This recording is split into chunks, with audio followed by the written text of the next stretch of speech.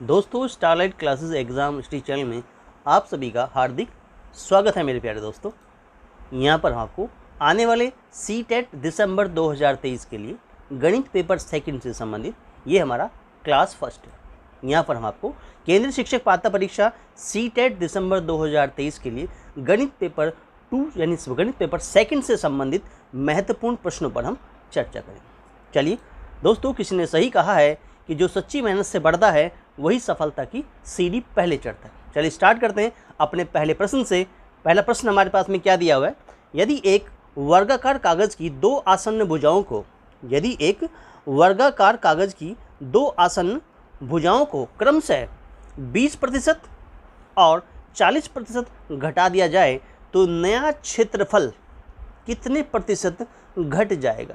यानी कि if the two adjacent sides of A square seats decrease by 20% and 40% respectively, तो then what percentage will the new area decrease। देखिए आपके पास में इस प्रकार से एक स्क्वायर हमें दिखा रखा है, ABCD की स्क्वायर है। फिगर में देखेंगे ये हमारे पास एक स्क्वायर है। हमारे पास में स्क्वायर की सारी साइडें क्या होती हैं, बराबर होती हैं। ये कहते हैं यदि एक वर्गाकार कागज़ की दो आसन्न भुजाओं को क्रमशः 20% और 40% घटा दिया जाए तो नया क्षेत्रफल कितने प्रतिशत घट जाएगा। ठीक है, ये हमें क्वेश्चन में पूछा हुआ था। आंसर दिए हुए थे 50%, 52%, 60% या 48%। हमें ये कुछ आंसर दिखा रखे थे। देखिए किस प्रकार से सोल्व करेंगे। देखिए मान लेते हैं कि वर्ग की एक भुजा, मान लिया यहाँ पर हम माना वर्ग की एक भुजा को, आप मान लेते हैं वर्ग की एक भुजा जो है कितनी हो गई, हमने मान लिया वर्ग की एक भुजा जो है वो कितनी होती है 100 सेंटीमीटर की, इजिकल टू कितनी है 100 सेंटीमीटर है।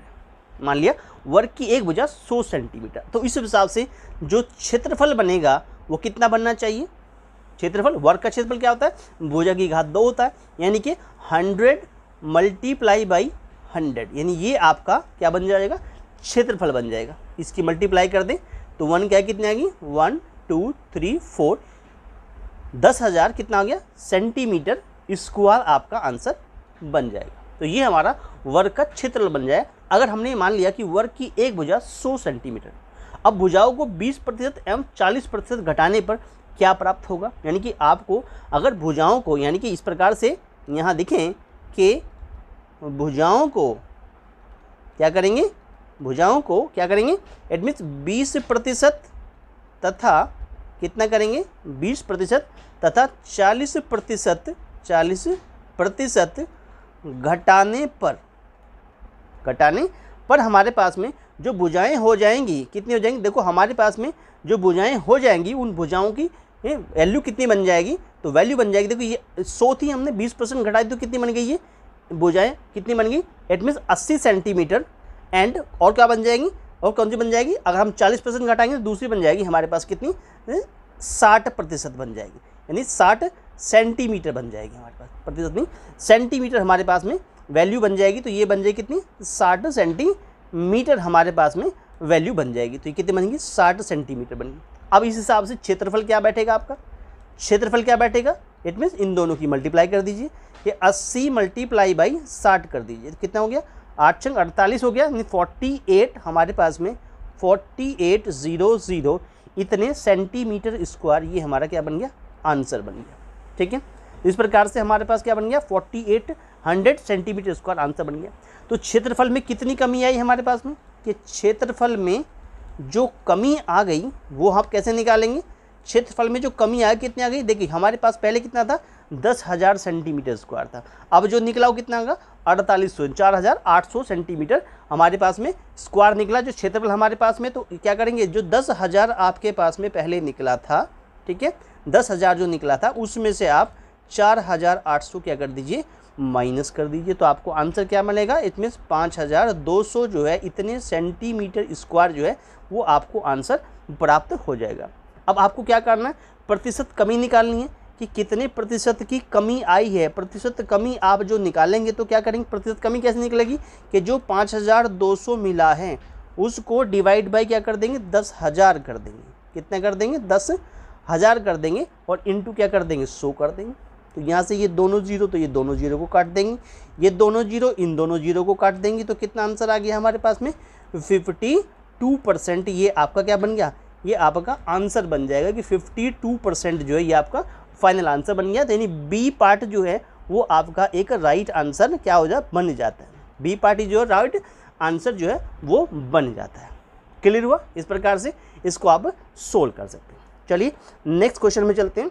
अगला क्वेश्चन क्या कहता है, ये कहता है किसी समबाहु त्रिभुज की एक भुजा व उसकी ऊंचाई का अनुपात है। किसी समबाहु त्रिभुज और एक भुजा व उसकी ऊंचाई का अनुपात है, ये आपको समझा क्वेश्चन पूछा गया। ये हमारे पास में कि ABCD हमारे पास समबाहु त्रिभुज इक्विलेटरल ट्रायंगल दिया हुआ है, सभी एंगल 60 के होते हैं, सभी साइडें बराबर होती हैं। ये हमारे पास क्या, ये हमें हाइट को रिप्रेजेंट किया हुआ है, AD हाइट को रिप्रेजेंट कर रही है। आंसर थे 1:1, 2:√3, √3 होता है, रेशो 2 और 2:1, ये हमें कुछ आंसर दिखा रखे। बात समबाहु त्रिभुज की हो रही है, यानी कि इक्विलेटरल ट्रायंगल की हो रही है। चलिए तो हम किस में लेंगे, सबसे पहले आप देखें, क्योंकि इसमें भुजा और उसकी ऊंचाई की बात की है। भुजा यानी कि हमारे पास ये साइड जो दिखा रखी है, यानी कि इस A की बात कर लें, और इसकी ऊंचाई यानी कि H की बात कर लें, तो उनका अनुपात यानी A अनुपात H क्या होगा, ये हमसे पूछा गया। चलिए सबसे पहले देखते हैं क्वेश्चन में आपके पास में मान लेते हैं, यानी इसकी भुजा तो हमें ऑलरेडी यहाँ दे ही रखी है, हमने यहाँ फिगर में रिप्रेजेंट कर रखी है कि ये A सेंटीमीटर की है, इस प्रकार से इसको समझाया हुआ है। ठीक है, चलिए अब देखते हैं इन ट्रायंगल, सबसे पहले यानी कि इक्विलेटरल ट्रायंगल के अंदर हम क्या देखें, इन ट्रायंगल इसमें देखेंगे। देखिए अगर ये आपके पास में क्या होता है, A होता है, तो इक्विलेटरल ट्रायंगल की प्रॉपर्टी होती है कि जो वर्टेक्स से डाला गया परपेंडिकुलर होता है, ये परपेंडिकुलर जो AD है वो भुजा को हाफ बाइसेक्ट करता है, यानी कि A/2 ये रह जाएगा और A/2 ये रह जाएगा। पूरी साइड A है तो ये क्या है, A/2 और A/2 रह जाएंगे। चलिए तो हम देखते हैं इन ट्रायंगल, सबसे पहले हम ADB में देखते हैं।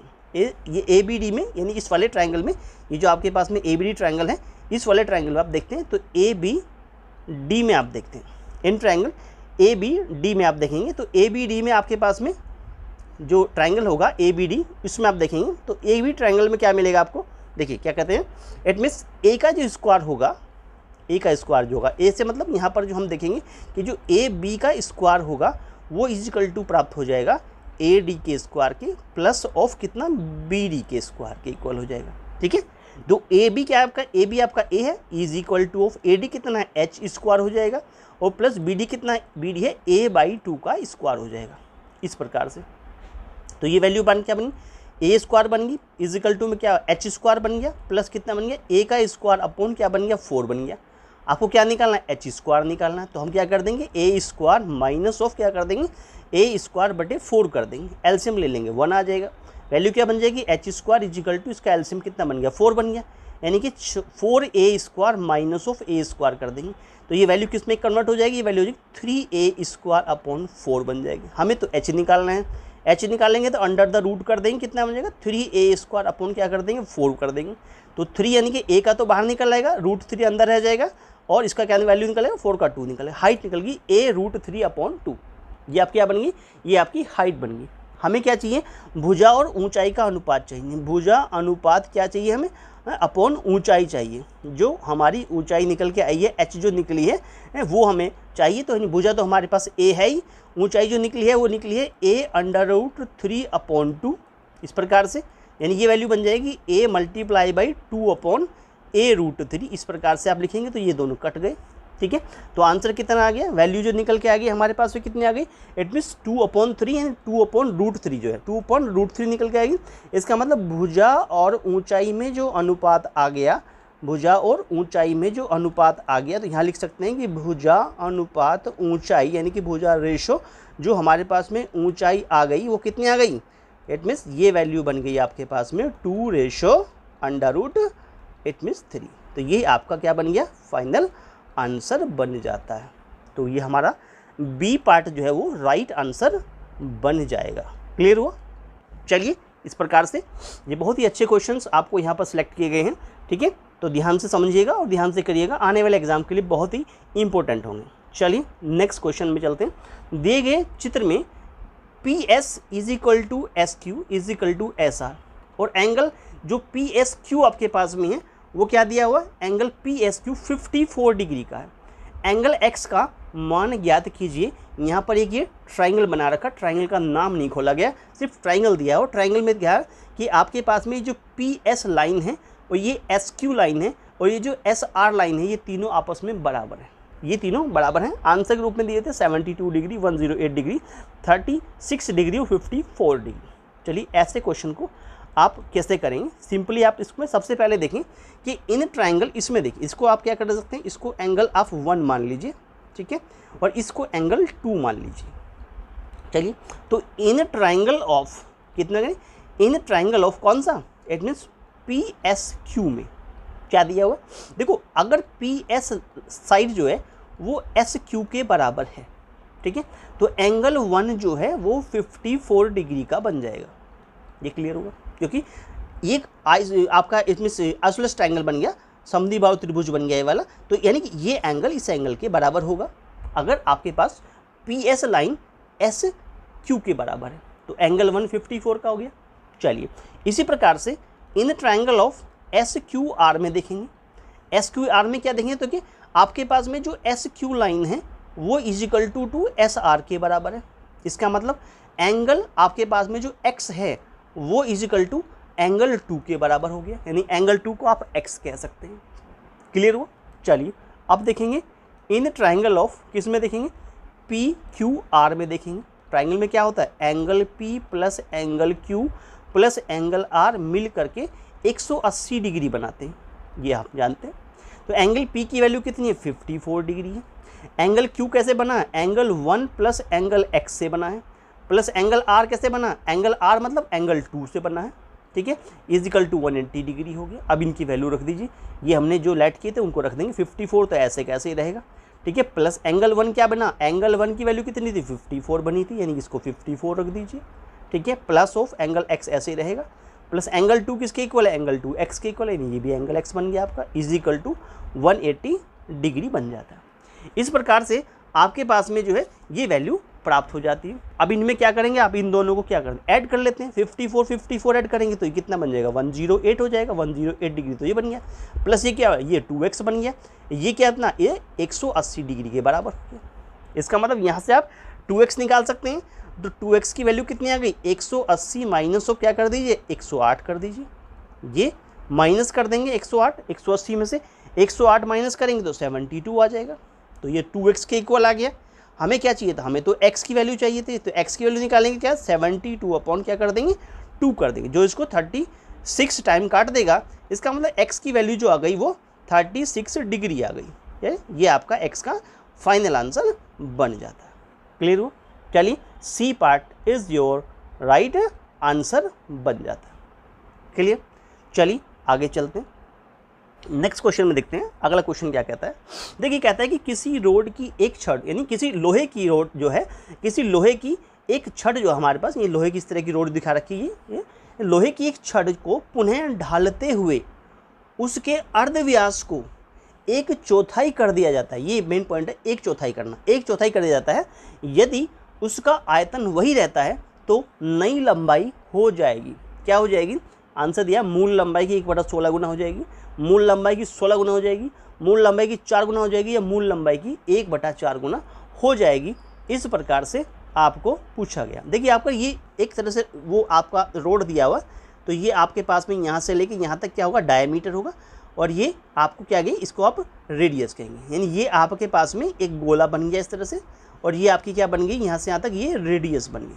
ठीक है, चलिए ये इसकी क्या होती है, हाइट होगी। ये क्या होगी, अगर इसकी लंबाई लें पूरी तो ये आपकी जो भी जितना लंबा ये आपका होगा, इसमें ये इसकी क्या कही जाएगी, ये इसकी जो है हाइट कही जाएगी। तो एक तरह सिलेंडर बन गया एक तरह हमारे पास में। ठीक है, चलिएगा देखो, मान लेते हैं जो छड़ है, मान लेते हैं, माना जो हमें छड़ दिखा रखी है, यानी कि जो रोड दिखा रखी है, छड़ की जो रेडियस या त्रिज्या कह लीजिए, रेडियस या त्रिज्या कह लीजिए, तो वो क्या हो जाती है, वो मान लेते हैं वो हमारी कितनी होती है, r हो जाती है। वो कितनी हो गई, 8 सेंटीमीटर हो गई। जैसे हमने आपको यहाँ बताया ये 8 सेंटीमीटर हो गई, एक हिस्सा हमने आपको समझाया पे।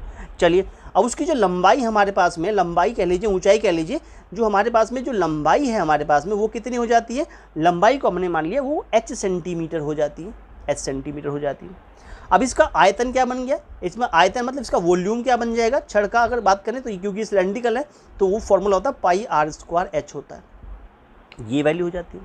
अच्छा चलिए अकॉर्डिंग टू क्वेश्चन की बात करें तो नई जो लंबा हमारे पास में जो त्रिज्या बनेगी, न्यू रेडियस जो बनेगी हमारे पास में, या कह लीजिए इट मीन्स नई जो त्रिज्या बनेगी, नई जो त्रिज्या बन जाएगी, ये न्यू रेडियस कह लीजिए, नया रेडियस जो हमारे पास बन जाएगा, नया रेडियस जो बन जाएगा वो कितना बन जाएगा, वो इजिकल टू बन जाएगा कितना, इट मीन्स r/4 सेंटीमीटर। नया रेडियस क्या बन गया, 1/4 हो जाता है, उसके अर्धव्यास को 1/4 कर दिया जाता है, तो नया रेडियस कितना बन गया, r/ कितना बन गया, 4 बन गया। अब इस हिसाब से जो नया आयतन होगा वो कितना बन जाएगा, नया जो न्यू आयतन बनेगा या नया आयतन बनेगा वो कितना बनेगा, पाई तो सेम रहेगा, r की जगह r/4 की पावर 2 हो जाएगा, और इट मीन्स नई लंबाई जिसकी बात करें उसे आप कैपिटल L मान लेते हैं, ठीक है। ये जो स्मॉल l थी इसको तो स्मॉल l मान लिया, इसको हम कैपिटल L मान लेते हैं, ठीक है चलिएगा। अभी देखो नया आयतन हमारे पास में जो बना है, हमारे पास में न्यू आयतन कह लीजिए, ये जो नॉर्मल आयतन हमें दे रखा था उसे भी कह सकते हैं आयतन ही बन गया। देखो आयतन कितना है हमारे पास, क्योंकि इसने कहा कि आयतन वही रहता है, यानी कि जो पहले वाला आयतन था इट मीन्स, और जो दूसरे वाला आयतन बना, अगर इसको मान लेते हैं, इसको हम v मान लें और इसको हम v1 कह लें, तो यहाँ पर क्या कहता है कि v और v1 दोनों क्या होंगे आपके पास में, बराबर होंगे, यानी कि ये जो पाई आर, यानी कि v और v1 दोनों क्या होंगे, वो बराबर होंगे, यानी v तो कितना था, पाई आर स्क्वायर एच था, और v1 कितना निकला, पाई इंटू ये बन गया r की पावर 2/16 बन गया है, इंटू एल, नई लंबाई आपके पास में हमने l मान ली, ठीक है। यहाँ पर हमने कितना माना था इसको, इट मीन्स ये h मानी थी, या नई लंबाई को हमने यहाँ l मान लिया, क्योंकि हमें l को निकालना है एक्चुअल में यहाँ पे, तो l भी मान सकते हैं यहाँ पे नई लंबाई के रूप में, या नई लंबाई लिख लेंगे एज इट इज़। चलिए देखो हमारे पास में क्या वैल्यू बनेगी कि पाई आर स्क्वायर एच आपके पास में जो दिखा रखा है वो कितना है, यानी ये जो पाई तो पाई से कट जाएगा, आर स्क्वायर से कट जाएगा। देखो h वैल्यू इजिकल टू बन गई कितनी, l/16, ये तो पहले वाली लंबाई थी, ये हमने नई लंबाई ऐसे मान ली, इट मीन्स ये l मान लिया हमने, तो यहाँ से अगर आप देखें तो l की वैल्यू नई लंबाई जो आपके यहाँ लिख सकते हैं, इट मीन्स जो नई लंबाई आपके पास में बन गई वो कितनी बन गई, 16 गुना h बन गई, कितनी बन गई हमारे पास में, वो बन गई 16 गुना h बन गई, यानी 16h बन गई, इट मीन्स वो पहली लंबाई की कितनी बन गई, 16 गुना हो गई, क्या हो गई, l की वैल्यू मूल लंबाई की 16 गुना हो गई। तो इसका मतलब ये वैल्यू कौन से, आंसर कौन बन गया, आंसर बन गया बी पार्ट, यानी मूल लंबाई की 16 गुना आपकी नई जो लंबाई है वो बन जाएगी। क्लियर हुई बात। चलिए नेक्स्ट क्वेश्चन में चलते हैं। क्वेश्चन हमारे पास में अगला क्वेश्चन यानी 5 क्वेश्चन क्या कहता है, क्वेश्चन नंबर 5 कहता है कि under root of 2 plus under root 3 plus फिर under root of 2 minus under root 3, यानी बड़े अंडर रूट के अंदर भी अंडर रूट है, का मान क्या होगा। आंसर दिए थे 6 होगा, इन 6 होगा, 2√2 होगा, 2√3 होगा, या √6 होगा। ये हमें कुछ आंसर दिखा रखते हैं। अब लेट कर लेते हैं, मान लेते हैं कि ये वैल्यू x के इक्वल है, x इक्वल टू कितना बन गया, अंडर रूट कितना 2 प्लस √3, ये इस प्रकार से है, और प्लस में फिर क्या दिया अंडर द रूट करके 2 माइनस √3, ये वैल्यू हम x मान लेते हैं। अब क्या करते हैं, स्क्वायरिंग बोथ साइड कर दीजिए, दोनों ओर का स्क्वायर कर दीजिए, x square is equal to ये आपके पास में जो अंडर रूट 2 प्लस √3 बना हुआ है और साथ में प्लस में 2 माइनस √3 बना हुआ है, इस पूरे का आप क्या कर दीजिए, स्क्वायर कर दीजिए। तो ये ऐसे बिहेव करेगा जिस प्रकार से कि a प्लस बी का हम होल स्क्वायर खोल रहे हो, इस प्रकार से इसको ओपन करेंगे कि भाई a स्क्वायर होता है प्लस बी स्क्वायर होता है और प्लस का 2ab होता है, ठीक है। इस प्रकार से आप इसको ओपन कर देंगे, यानी इस पूरे को a मान के चलेंगे, इस पूरे को b मान के चलेंगे, ठीक है। यहाँ पर a का काम करेगा 2 प्लस √3 और b का काम करेगा ये 2 प्लस √3 और b का काम करेगा ये पूरा अंडर रूट का 2 माइनस √3 और a पूरा अंडर रूट 2 प्लस √3। चलिए खोलते हैं, x square is equal to ये क्या बन गया अंडर द रूट करके, इट मीन्स 2 प्लस √3 ये एज इट इज, और इसके ऊपर बन गया ऐसे स्क्वायर, ठीक है, प्लस फिर क्या बना कि under the root of 2 minus √3, ठीक है, और इसका बन गया ऐसे होल स्क्वायर, तो ये बन गया प्लस 2 इंटू ए का मतलब क्या बन गया अंडर द रूट ऑफ कितना 2 प्लस √3 और मल्टीप्लाई में दूसरा बन गया इस प्रकार से इंटू बी, मतलब ये बन गया 2 माइनस अंडर रूट ऑफ 3। ये वैल्यू आपकी जो है वो बन जाती है। यहाँ तक आप समझ गए, ठीक है। चलिए अब इसे ओपन करेंगे तो सबसे पहले ये स्क्वायर है ये इस रूट को काटेगा, यानी कि 2 प्लस √3 रह जाएगा यहाँ पर, फिर इस प्रकार से इसको ओपन करेंगे तो ये स्क्वायर इस रूट को कैंसिल कर देगा, इस स्क्वायर रूट को कैंसिल करेगा, ऐसे ये स्क्वायर इसको रूट कैंसिल कर चुका है, तो ये -2 - √3 रह जाएगा। फिर प्लस करेंगे, 2 मल्टीप्लाई करेंगे एज इट इज़। अब ये अंदर की बात करें तो ये रूट में आंसर आएगा, यानी रूट के अंदर ही आप a + b a - b करेंगे। ये वैल्यू a + b का रोल प्ले कर रही है और ये वैल्यू a - b का रोल प्ले कर रही है रूट के अंदर ही है, ठीक है। तो हम जैसे जानते हैं कि हमारे पास में जो फॉर्मूला होता है क्या होता है कि a² - b² जो होता है वो वैल्यू होती है कि a + b और a - b होती है, ठीक है। इसको आप यूज़ करेंगे तो 2 मल्टीप्लाई तो आ चुका है, 2 तो वैल्यू हमने लिखी दी है, ठीक है। तो इसके साथ क्या करेंगे, अंडर रूट लगाएंगे। यहाँ पर क्या करेंगे, अंडर रूट लगाएंगे बड़े वाला। तो ये हमने क्या है, रूट लगा दिया बड़े वाला। ये क्या a का काम करेगा 2 की पावर 2 माइनस b का काम करेगा √3 की पावर 2। इस प्रकार से वैल्यू बन गई। देखिए यहाँ से √3 से कैंसिल हो गया और 2 बन गया 4 प्लस 2 आ गया यहाँ पे अंडर द रूट ऑफ, अंदर से देखिए 2 का स्क्वायर होता है 4 माइनस √3 का स्क्वायर हो जाता है 3 हो जाता है। तो ये वैल्यू बन गई कितनी, 4 प्लस कितना बन गया 2 बन गया, क्योंकि 4 - 3 तो 1 होता है, √1 का वैल्यू 1, इसका मतलब 4 + 2 कितना बन गया 6 बन गया। अब ये वैल्यू हमारे पास में कितने बन गया आगे हमारे पास में कि दोनों ओर का हमने क्या कर दिया, दोनों ओर का हमने क्या कर दिया, दोनों ओर का हम क्या कर दिया स्क्वायर कर दिया हमारे पास में, दोनों ओर का वैल्यू हमने क्या कर दिया, इट मीन्स स्क्वायर कर दिया हमारे पास में। तो ये हमने क्योंकि यहाँ x² किया हुआ था, x² किया हुआ था हमने, वैल्यू x² किया हुआ था, इसका मान क्या होगा हमारे पास में कि दोनों वैल्यू को स्क्वायर किया हमने, तो ये वैल्यू हमारे पास जो निकल के आ गया 16 होके जो आ गया वो वैल्यू आ गई, इट मीन्स 6 सोल्व हो गया। क्योंकि यहाँ पूछा नहीं है कुछ कि x का मान क्या होगा, तो वैल्यू सोल्व करवाई गई थी, तो x हमने एज इट इज़ ऐसे लेट कर लिया था। अगर x का वैल्यू पूछता तो यहाँ x का आंसर फिर आता √6 आता, ठीक है। तो यहाँ पर पहला आंसर होगा, it means A part is your right answer. तो ये वैल्यू बन गई, कितनी बन गई, इट मीन्स 6 बन गई। इसको अगर वैसे चाहें तो वैल्यू हमारे पास में जो एक्चुअल आंसर होना चाहिए, एक्चुअल आंसर जो बनेगा हमारे पास में वो हम इसको आंसर ये ना कह के एक्चुअल में हमें आंसर क्या कहना चाहिए, एक्चुअल में तो हमें आंसर डी लगाना चाहिए।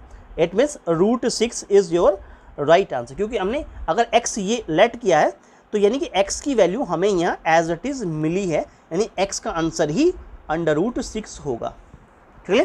चलिए, तो इस प्रकार से अगर कुछ आप लेट करते हैं तो उसके हिसाब से फिर आंसर निकाल के आप उसको एज इट इज़ आंसर लगा देंगे।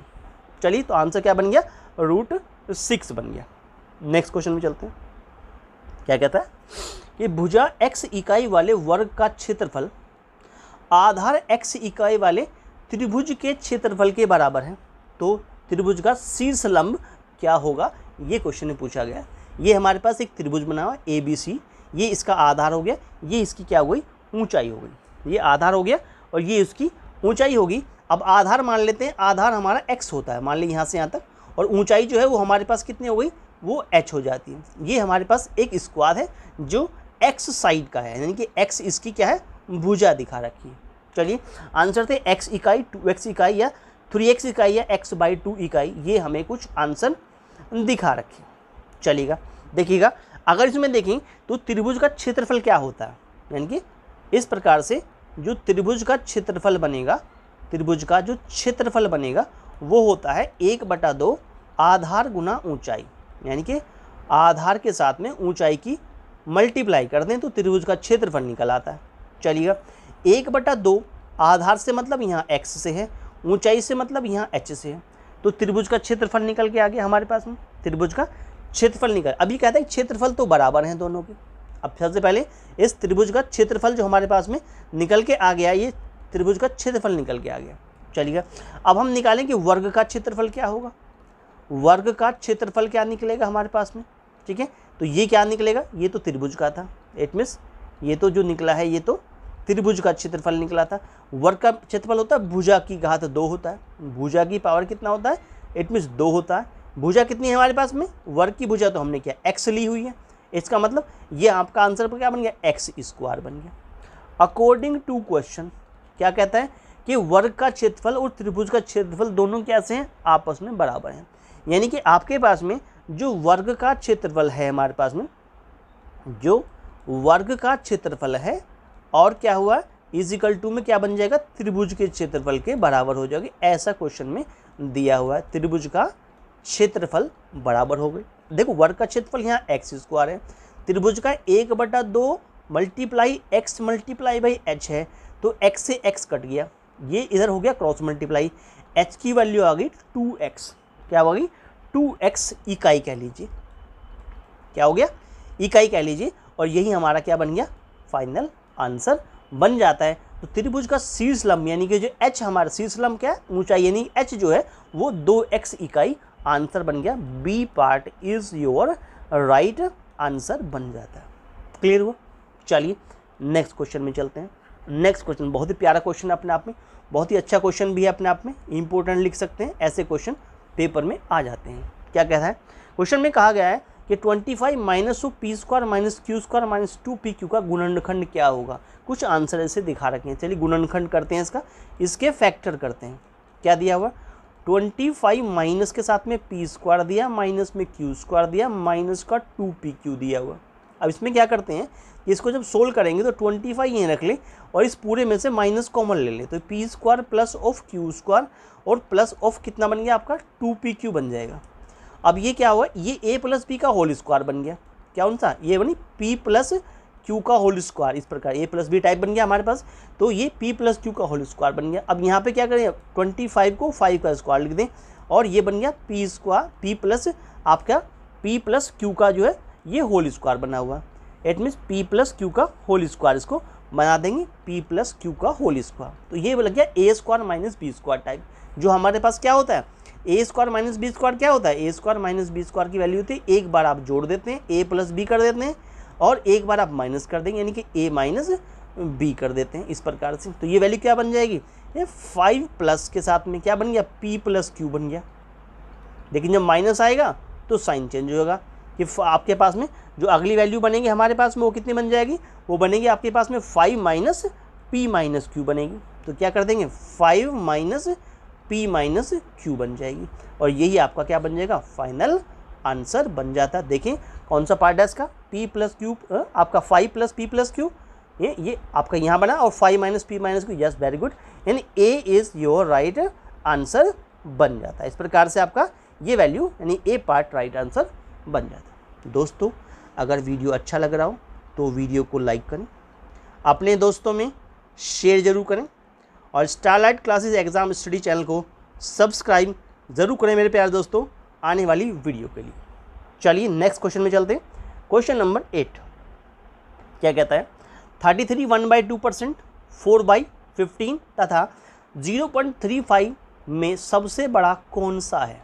इसमें सबसे बड़ा कौन है, आंसर थे 4/15, 0.35, तुलना नहीं की जा सकती, या 33 1/2%, ऐसे कुछ हमें आंसर दिखा रखे थे। देखिए अगर हम देखें तो 33 सही 1/2% की बात कर रहे हैं, 33 टाइम आपका एट मीन्स 1/2% की हम बात कर रहे हैं, जो क्या बन जाएगा सोल्व करें तो 67/2% बन जाएगा। यानी इसको आप लिख सकते हैं एट मीन्स कितना 33 और 0.5, ठीक है, इतने परसेंट। क्लियर, यानी इसको अगर परसेंट का मतलब सोल्व करें इसको तो ये वैल्यू क्या बन जाएगी, ये वैल्यू बन जाएगी 33.5 डिवाइड बाई 100, ये बन गई एक्चुअल वैल्यू। इसका मतलब 0.335 कहेंगे इसको, ये पहला आंसर बनेगा 33 1/2% को ये कह सकते हैं आप, ठीक है। 4/15 की बात करें, 4/15 की बात करें, 4 को अगर आप 15 से डिवाइड करें तो कितना बन गया 0.26 के वैल्यू आपको प्राप्त होगा, और 0.35 तो एज इट इज़ है, ठीक है, यानी 0.35 तो ही देखो 0.35 आपके पास में जो दिखा रखा है स्पष्ट है, यहाँ से देख लीजिएगा कि ये 0.35, ठीक है, और ये 0.335 और ये 0.26, इसमें से कौन बड़ा है, कौन बड़ा है, ये तो 33 है, ये 26 से 35, तो कौन बड़ा है 35 ही बड़ा है। तो यही क्या हो गया, ये आपका आंसर हो गया 0.35 क्या है वो बड़ा है।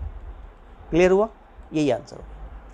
नेक्स्ट चलते हैं, आगे वैल्यू बनती है हमारे पास क्या, क्वेश्चन नंबर 9 क्या कहता है, एक आयताकार गुणनखंड, एक आयताकार नहीं भूखंड जो है, एक आयताकार भूखंड की लंबाई तथा परिमाप का अनुपात जो है वो 1:3 है। आयताकार भूखंड की लंबाई तथा परिमाप का अनुपात 1:3 है।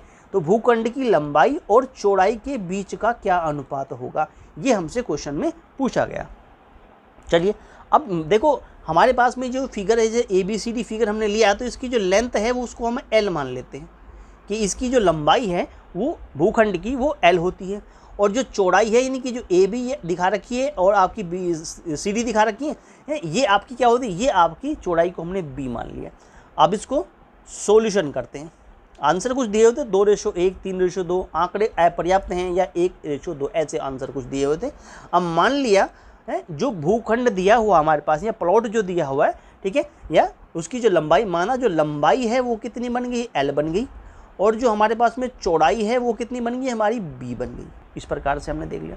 तो परिमाप क्या होगा, परिमाप क्या होगा, ठीक है, किसका, ABCD का परिमाप क्या होगा हमारे पास, तो क्या होता है 2L + B होता है, 2 लंबाई जमन चौड़ाई होता है, ठीक है। अच्छा, अकॉर्डिंग टू क्वेश्चन क्या कहता है, क्वेश्चन कहता है कि लंबाई और परिमाप का अनुपात दिखा रखा है, यानी कि जो लंबाई है बटे जो हमारा परिमाप है उसका जो आपके पास रेशो है वो 1:3 है, ऐसा क्वेश्चन में कह रखा, ठीक है। यहाँ तक समझ में आ गया। चलिए, तो लंबाई तो L है हमारे पास में, परिमाप बना 2L + B, और ये वैल्यू 1/3 बन गई।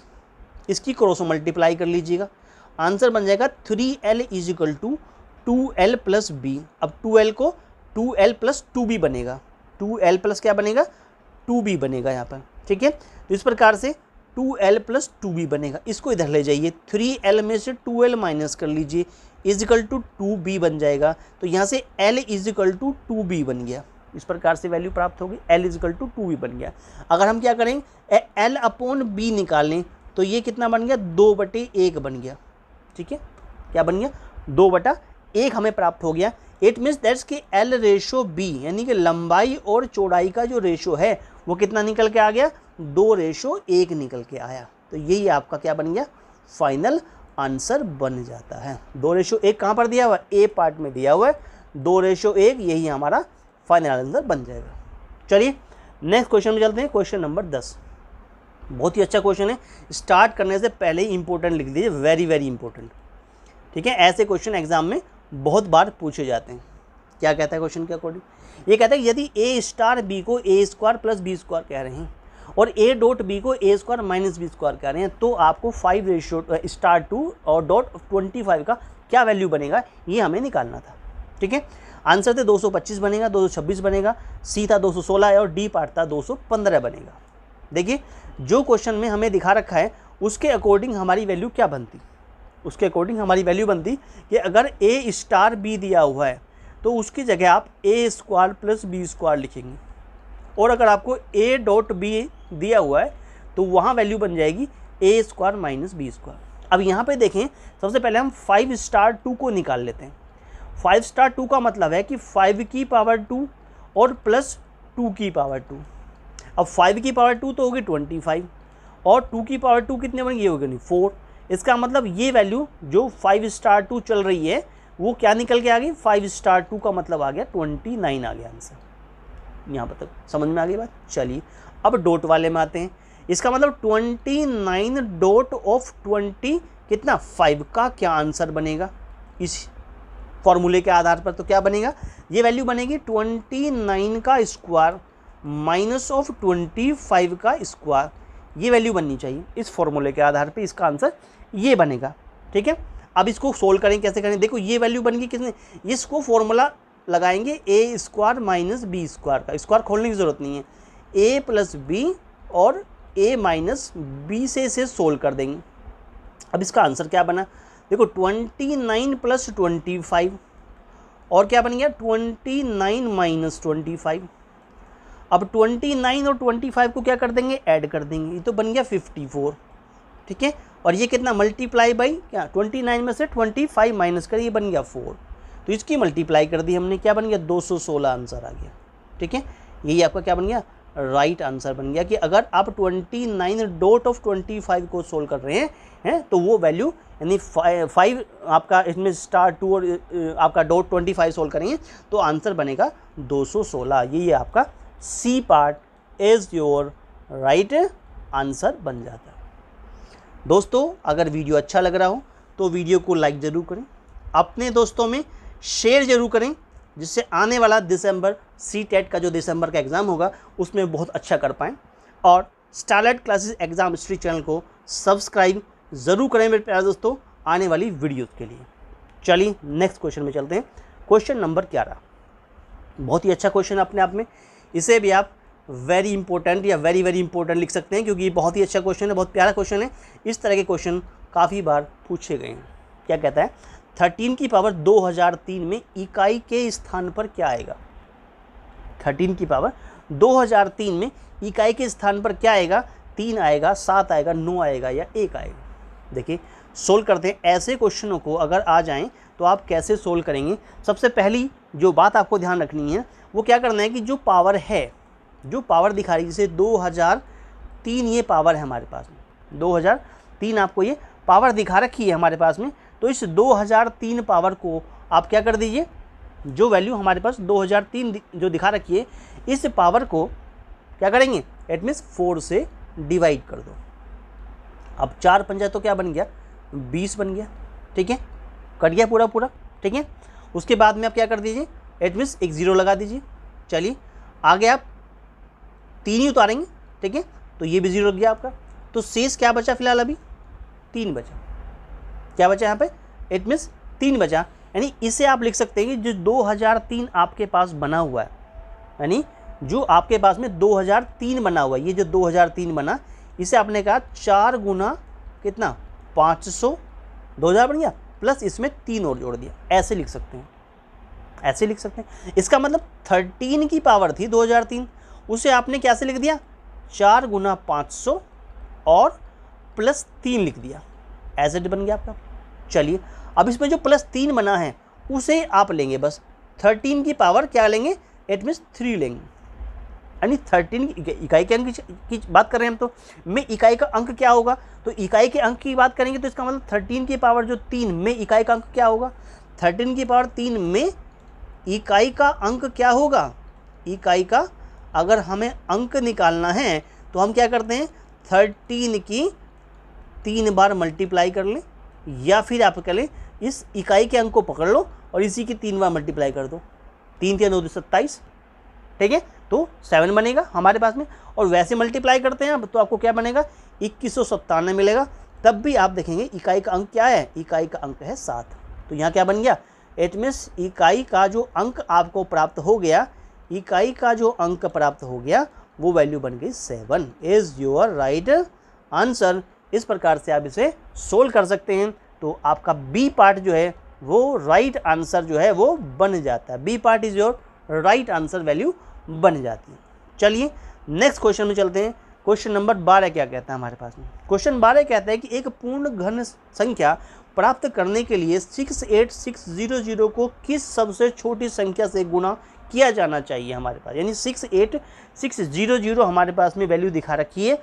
अब इसको किस छोटी संख्या से मल्टीप्लाई करनी चाहिए कि ये पूर्ण घन बन जाए हमारे पास में। पूर्ण घन यानी क्यूब बन जाए। तो 10 आंसर था, 8 है, 12 है या 5 है, इस प्रकार से हमें क्वेश्चन में दिया हुआ। देखो सबसे पहले क्या करेंगे, जो 68600 दिखा रखा है इसके आप फैक्टर कर लीजिए। इसके क्या कर लीजिए, इसके आप क्या कर लीजिए, फैक्टर कर लीजिए। सबसे पहले आप इसको 2 से काटिए, 2 से कैंसिल करेंगे तो 34300 ये आपको मिल जाएगा। उसके बाद फिर आप क्या करेंगे, इसको 2 से फिर कैंसिल कीजिएगा। 2 से कैंसिल करेंगे तो हमारे पास में वैल्यू क्या बनेगी, 17 आपके पास में क्या बनेगा, इट मीन्स 1 बनेगा और फिर 5 बनेगा और 0 प्राप्त हो जाएगा। इस प्रकार से वैल्यू 17150 बन जाती है। इसके बाद आप इसको 2 से और कैंसिल कर सकते हैं। जब 2 से आप इसको कैंसिल करेंगे तो आंसर क्या बनेगा आपके पास में, 8 आपका 5 बनेगा, 7 बनेगा और 5 प्राप्त होगा। अब इसके बाद में आप इसको 2 से कैंसिल नहीं कर सकते, अब इसको 5 से कैंसिल कीजिए।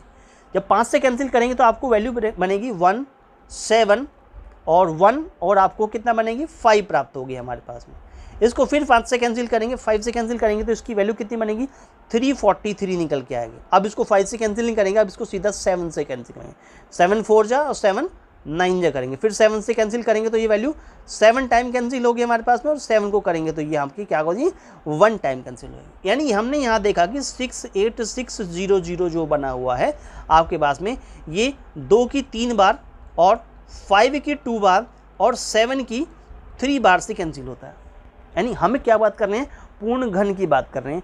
इसका मतलब अगर यहाँ 5 की पावर एक और होती, 5 की पावर एक और होने का मतलब हमारे पास में ये हुआ कि जो 68655 है, यानी 68600 आपके पास में, इसमें मल्टीप्लाई बाई 5 कर देते, तो जो वैल्यू प्राप्त होती वो क्या प्राप्त होती है हमारे पास में, वो जी 343000 होती। ठीक है, और ये आपका आराम से क्यूब रूट में कन्वर्ट हो जाता। कितना हो जाता, अगर इसमें 5 की मल्टीप्लाई और कर देते तो क्या बन जाता, वो 2 5 10 7 70 होता है। यानी कि अगर हम क्यूब रूट की बात करते उस समय तो 34000 जो है वो 70 आंसर देता। लेकिन यहाँ पर क्या है, यहाँ एक 5 की कमी है। इसका मतलब गुना किससे करनी पड़ेगी, यानी हमें जो है किससे गुना किससे करनी पड़ेगी, यानी कि 68600 में किससे, इट मीन्स 5 से गुना करने पर क्या बन जाएगा, इट मीन्स पूर्ण घन प्राप्त होगा। समझ में आ गया। इस प्रकार से आपका आंसर बन जाएगा। तो वैल्यू क्या बन गई, आपका जो आंसर बन गया 5। क्लियर, मतलब D part is your right answer. Clear, चलिए आगे चलते हैं हमारे पास में। तो नेक्स्ट क्वेश्चन क्या कहता है, क्वेश्चन अगला कहता है 3 खरीदने पर 1 मुफ्त, यहाँ दी गई छूट का क्या प्रतिशत होगा। बहुत ही अच्छा क्वेश्चन था, प्यारा क्वेश्चन, छोटा क्वेश्चन है लेकिन बहुत ट्रिकी क्वेश्चन है, बढ़िया क्वेश्चन भी है कि 3 खरीदने पर 1 मुफ्त मिलेगा, तो यहाँ दी गई छूट का क्या प्रतिशत होगा, किस तरह से छूट मिलेगी आपको, 25% होगी, 20% होगी, 28.56% होगी या 33.33% होगी। ये कुछ हमें आंसर दिखा रखे। ठीक है, चलिए देखिए क्या कहता है, 3 खरीदने पर मुफ्त का क्या अर्थ हुआ। यानी क्वेश्चन कहता है कि 3 खरीदने पर क्या कहता है, इट मीन्स आपको क्या मिलेगा, 3 खरीदने पर आपका 1 मुफ्त हो गया, 1 आपका मुफ्त हो गया। यानी कोई वैल्यू आप कोई चीज़ खरीदते हैं, 3 खरीदने पर 1 मुफ्त का क्या अर्थ हुआ हमारे पास में, इसका अर्थ हुआ 3 खरीदने पर 1 मुफ्त का अर्थ क्या हुआ, इट मीन्स आपको कुल 4 वस्तु में से 1 वस्तु मुफ्त है। इट मीन्स इसका मतलब हुआ इट मीन कि 4 वस्तुओं में से जो आपने खरीदी हैं, 4 वस्तुओं में से इट मीन्स 1 जो है वो क्या हो गई, 1 जो आपको मुफ्त मिलेगी। 1 वस्तु जो है क्या हो गई, 1 वस्तु मुफ्त हो गई। ये मतलब हुआ इस बात का। इट मीन्स ये मतलब जो छूट मिली, जो छूट का प्रतिशत निकालेंगे वो कैसे निकालेंगे कि जो आपकी 1/4 करके मल्टीप्लाई बाय 100 कर दीजिए, इतने % आपका आंसर निकल आएगा। दैट इज़ ये इसको 25 बार काट देगा, यानी 25% की आपको जो छूट % आ गई वो आ गई 25%, और यही आपका क्या हो गया, फाइनल आंसर बन गया। क्लियर हुआ, A part is your right answer, 25% बन गया। चलिए नेक्स्ट क्वेश्चन में चलते हैं। नेक्स्ट क्वेश्चन क्या दिया हमारे पास में, देखिए अभी हमने इस तरह क्वेश्चन सॉल्व कराया आपको, इस तरह का क्वेश्चन हमने आपको सॉल्व कराया। ठीक है, इसको भी बिल्कुल इसी प्रकार से हम सॉल्व करेंगे, क्योंकि इस प्रकार के क्वेश्चन काफ़ी बार आ जाते हैं, इसलिए हमने इसको दोबारा भी यूज किया क्वेश्चन में, क्योंकि ऐसे क्वेश्चन आ जाते हैं। 25034 की पावर 153 यानी 153 दिखा रहा है। दी गई हमारे पास संख्या में आधार का इकाई का अंक 4 है। यहाँ से देख लीजिए, इस तरह से भी कर सकते हैं आप, यानी कि दी गई संख्या में आंसर तो हमारे पास 2 3 4 6 दिखा रखे हैं। दी गई संख्या में आधार का इकाई का अंक क्या है, मतलब दी गई संख्या जो है उसका इकाई का अंक कितना है, इट मीन्स 4 दिखा रखा है। तो पूरी संख्या का इकाई का अंक अगर हम निकालें, पूरी संख्या का अगर हम इकाई का अंक निकालें तो आप ऐसे भी निकाल सकते हैं कि 4 की पावर 153 कर दीजिए, इस मेथड का भी यूज़ कर सकते हैं। चलिए अब इसका मतलब ये हुआ वही तरीका कि 153 को 153 को आप 4 से क्या करेंगे, डिवाइड करेंगे। तो 4 तिया 12 हो गया और 3 15 हो गया, 33 हो गया। ठीक है, कितना 4 8 32 हो गया, 32, 1 बचा। क्या बचा, 1 बचा। इसका मतलब ये क्या लिख सकते हैं कि 4 की पावर आप क्या लिख सकते हैं, यहाँ लिखेंगे 4 × 38 और +1। मतलब इकाई की जगह अगर आप देखेंगे कि इसमें 4 की पावर 1 में इकाई का अंक क्या होगा, यानी कि एक्चुअल में हम इकाई की बात कर रहे हैं, तो 4 की पावर क्या लेंगे, 1 लेंगे। तो 4 की पावर 1 में इकाई का अंक क्या बनेगा, इकाई का अंक तो 4 ही बनेगा। इकाई का अंक क्या बन गया आपका, वो बन गया is equal to 4। That is your right answer. इस तरह से भी आप उसको सोल्व कर सकते हैं। C part is your right answer. चलिए नेक्स्ट क्वेश्चन में चलते हैं। क्वेश्चन नंबर 15 क्या कहता है क्वेश्चन हमारे पास में कि 21m² प्लस 16m+3 का गुणनखंड क्या होगा, फैक्टर क्या होगा इसका दिया हुआ। तो ये भी एक तरह से इम्पोर्टेंट क्वेश्चन, बहुत ही अच्छा क्वेश्चन अपने आप में। यहाँ पर कुछ आंसर दिखा रखे हैं ABCD के रूप में, सोल्व करेंगे इसको। क्या कहता है, देखिए 21m² प्लस में दिया 16m प्लस में दिया 3, प्लस में क्या दिया 3 दिया हुआ। देखो 16 21 63 होता है और हमारे पास में क्या दिखा रखा है, 16m दिखा रखा है और 9 7 16 होता है। तो हमारे पास 21 का 3 में मल्टीप्लाई करेंगे तो 63 आएगा और 9 7 63 ही होता है। तो इस प्रकार से वैल्यू बन गई। इसको लिखे 9 7 कितना 16 होता है। तो 21 split in the middle terms के आधार पर ये क्या बन गया 9 + 7m बन गया और प्लस बन गया 3। चलिए वैल्यू क्या बनी हमारे पास में कि 21m² प्लस में बन गया 9m प्लस का बन गया 7m और प्लस का बन गया 3। इन दोनों में से आप कॉमन ले सकते हैं। कितना कॉमन ले सकते हैं, क्या वैल्यू आ जाएगा 3m कॉमन आ जाएगा। 3 7 21 होता है, m as it is 1 square से बाहर निकल गया, प्लस 3 3 9 होता है। अब प्लस का यहाँ से 1 कॉमन ले सकते हैं तो 7m + 3 होता है। अब इस पूरे में से ये 7m + 3 जो है वो आपका कॉमन आ गया है और क्या बचा है दूसरे पार्ट में 3m + 1 बचा हुआ। यही आपका राइट आंसर बन गया। देखिए कौन सा पार्ट है, इट मीन्स 3m + 1 और आपके पास में वैल्यू कितनी दिखा रखी है, ये वैल्यू बन गई हमारे पास में 8 में से 3m कॉमन ले लिया आपने तो 3 7 21 7m + 3 बना, 7m + 3 हमारे पास में और ये बन गया कितना 8 में से 3m + 1। तो 3m + 1 यहाँ पर दिखा, इसे ऐसे भी लिख सकते हैं कि 3m + 1 पहले लिख लें और 7m + 3 बाद में लिख दें। ठीक है, तो ये आंसर बी बन जाएगा। 3m + 1 तो ये रहा और 7m + 3 ये रहा। ठीक है, तो B part is your right answer बन जाता है। क्लियर हुआ। चलिए नेक्स्ट क्वेश्चन में चलते हैं। क्वेश्चन नेक्स्ट बहुत ही अच्छा क्वेश्चन है, बहुत ही अच्छा क्वेश्चन है, वेरी वेरी इंपॉर्टेंट लिख दीजिए। बहुत ही अच्छा क्वेश्चन अपने आप में आया हुआ है क्वेश्चन ये। दैट मीन्स 2851 मल्टीप्लाई बाई 2862 की पावर 2 और मल्टीप्लाई बाई 2873 की पावर 3, यानी कि 2851 है, फिर मल्टीप्लाई में 2862 की पावर 2 है, फिर उसके बाद में 2873 की पावर 3 है, को 23 से भाग देने पर शेष फल क्या होगा ये पूछा गया। शेष फल की बात कर रहे हैं, रिमाइंडर क्या होगा ये पूछा गया। चलिए देखिए, अगर आप 2851 की बात करें, 2851 को अगर आप डिवाइड करेंगे 23 से तो आपको आंसर जो मिलेगा, यानी कि आपको जो शेष फल प्राप्त होगा वो 22, यानी कि आपके पास में 2851 है ये रहा। ठीक है, इसको आप क्या कर रहे हैं, इसको आप 23 से डिवाइड कर रहे हैं, 23 से डिवाइड करें 2851 को। तो 1 टाइम जैसे आप चलाएंगे तो वैल्यू बना 23 बनेगा।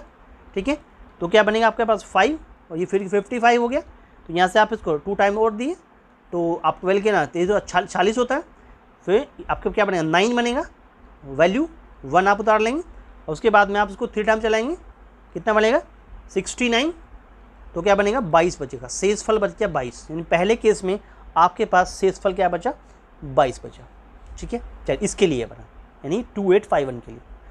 ऐसे अगर हम बात करते हैं किसके लिए बात करते हैं, 2862 के लिए बात करें, इसको भी अगर आप 23 से डिवाइड करते हैं, इसको भी आप 2862 की बात करें, 2862, तो ये 1 टाइम चलेगा एज इट इज़। जैसे आपने इसको चलाया 23 से डिवाइड किया आपने, है वैल्यू हमारे पास में वही 5 और 6 बन गई।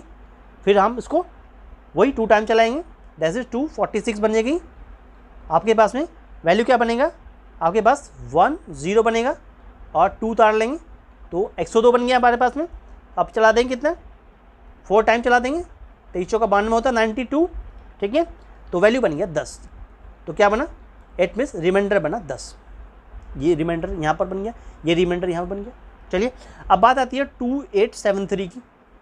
अगर हम 2873 की बात करें, यहाँ पर भी हम 23 से डिवाइड करें तो ये 1 टाइम हुआ, इट मीन्स 23 1 टाइम हमारे पास में कितना बना हुआ 5 7, इसके बाद में आप वैल्यू चलाएंगे कितनी 2 टाइम वही 46 बन जाएगा। ठीक है, उसके बाद में जो रिमाइंडर बचेगा आपके पास में 46 के बाद रिमाइंडर जो बनेगा इट मीन्स 1 और 1 और यहाँ बन गया 3 113 बन गया। यहाँ पर फिर आप 4 टाइम चला सकते हैं तो वैल्यू बना 92 और माइनस कर देंगे तो ये बनेगा 21 तो हमने देखा यहाँ रिमाइंडर 21 है, यहाँ रिमाइंडर 10 है, यहाँ रिमाइंडर 22 है। यहाँ तक बात समझ में आ गई। चलिए अब हम क्या करते हैं, इसका जो अभिष्ट शेषफल है वो कैसे निकालेंगे। देखो इट मीन्स अभिष्ट जो शेषफल है, ठीक है, यानी जिसको हम कैपिटल R कह रहे हैं वो कैसे निकलेगा। देखो यहाँ पर सिर्फ 2851 है तो ये इसका रिमाइंडर जो 2851 उसका रिमाइंडर सिंपल 22 निकला तो 22 कर दीजिए। मल्टीप्लाई 2862 का, ये रहा 2862, इसका रिमाइंडर कितना निकला 10, लेकिन ये पावर में है तो यानी कि 10 की पावर 2 में है ये। इस प्रकार से मल्टीप्लाई ये रिमाइंडर कितना निकला 21 निकला, लेकिन ये क्यूब में है फिलहाल अभी 21 की पावर 3 है और होल अपॉन कितना है 23। अभी जिनकी पावर हैं जैसे कि आपके पास में 22 सिंपल आ गया, इसको खोला ये 100 आ गया। ठीक है, इसको 21 की पावर 3 बार करेंगे तो ये वैल्यू 9261 आ जाएगा और डिवाइड पे कितना है 23 आ गया। क्लियर हो। देखिए अभी आपके पास में जो चीज़ें जैसे डिवाइड किया आपने किसको, पहले आपका अभी 100 बच रहा है यहाँ पे और 9261 बच रहा है। अगर आप 100 को यानी कि 100 को डिवाइड करेंगे किससे 23 से डिवाइड करेंगे हमारे पास में तो 23 चौका 92 होता है, 92 होता है, 8 बचेगा। इसका मतलब हमारा अभिष्ट रिमाइंडर क्या मिलेगा 22 तो ये है, इसको डिवाइड किया रिमाइंडर बना 8 मल्टीप्लाई बाई। ऐसे ही आप क्या करेंगे, इट मीन जो 9261 है इसको भी आपको 23 से डिवाइड करना होगा।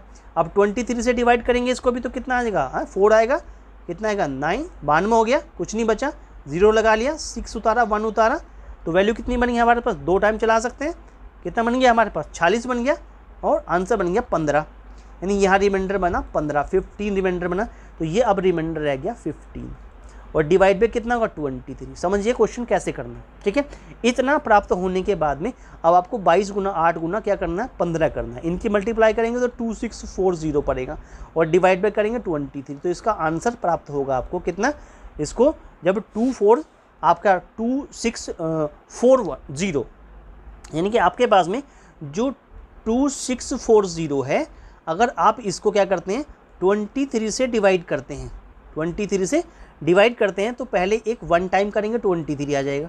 ठीक है, 3 हो गया और 4 आ गया आपके पास में, फिर आप इसको फिर 1 टाइम करेंगे तो फिर आपको 23 से इसको माइनस करेंगे तो 1 1 बचेगा, 0 उतार लेंगे, फिर इसमें आप 4 टाइम करेंगे तो फिर 92 बनेगा आपको। ठीक है, तो क्या बन गया 8 बन गया और 1 बन गया, क्या बन गया 18 प्राप्त हो गया।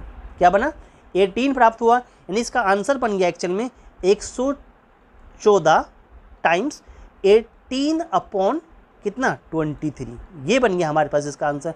लेकिन हमें क्या चाहिए अभिष्ट शेषफल, हमें क्या चाहिए था अभिष्ट शेषफल चाहिए हमें, तो अभिष्ट शेषफल जो है वो प्राप्त हो गया, यानी रिमाइंडर जो प्राप्त हो गया वो प्राप्त हुआ 18। यही आपका क्या हो गया फाइनल आंसर प्राप्त हो गया। ठीक है मेरे प्यारे दोस्तों, अगर ऐसा क्वेश्चन आता है एग्जाम में कभी भी तो इस प्रकार से आप उसको सोल्व करके आंसर निकाल सकते हो। क्लियर हुआ। चलिए ये हमारे पास A part is your right answer. दोस्तों अगर क्वेश्चन समझ में आ रहे हो, अच्छे लग रहे हो, ठीक है, वीडियो अच्छा लग रहा हो तो वीडियो को लाइक जरूर करें, अपने दोस्तों में शेयर जरूर करें और starlight classes exam history channel को सब्सक्राइब ज़रूर करें मेरे प्यारे दोस्तों आने वाली वीडियो के लिए। चलिए नेक्स्ट क्वेश्चन में चलते हैं। क्वेश्चन नंबर 17 क्या कहता है 3/5, 1/8, 8/11, 4/9, 2/7, 5/7 और 5/12 इन सभी को उनके मूल्य के अवरोही क्रम में लगाया जाए तो कौन सा तीसरे नंबर पर आएगा, तीसरा कौन होगा, ये हमसे क्वेश्चन में पूछा, तीसरा कौन होगा। ठीक है, चलिए सॉल्यूशन करते हैं। हमारे पास तीसरा कौन होगा इनमें से, अगर इनको अवरोही क्रम में लिखते हैं तो देखो अगर 3 को 5 से डिवाइड किया गया तो 0.6 प्राप्त हो गया। चलिए 1 को 8 से डिवाइड किया गया, ठीक है, तो आंसर बना 0.125।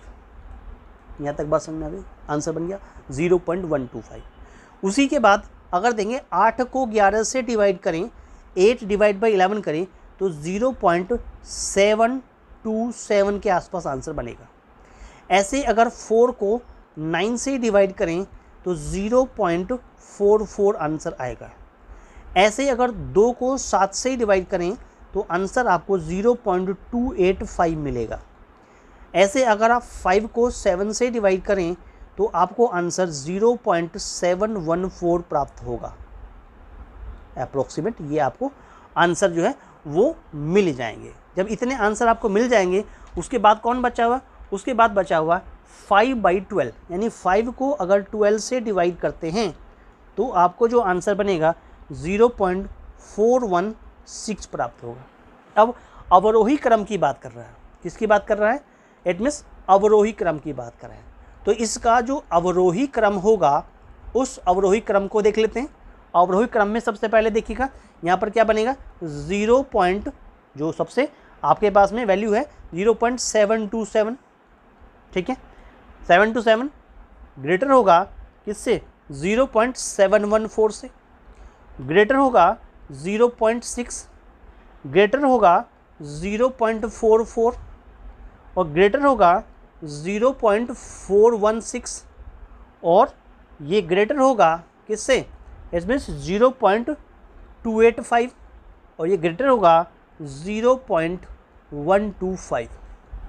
अब देखो ये किसकी बात कर रहा है, ये किससे बना, 0.727 किससे बना हमारे पास, 0.727 किससे बना, 8/11 से बना, बड़ा होगा।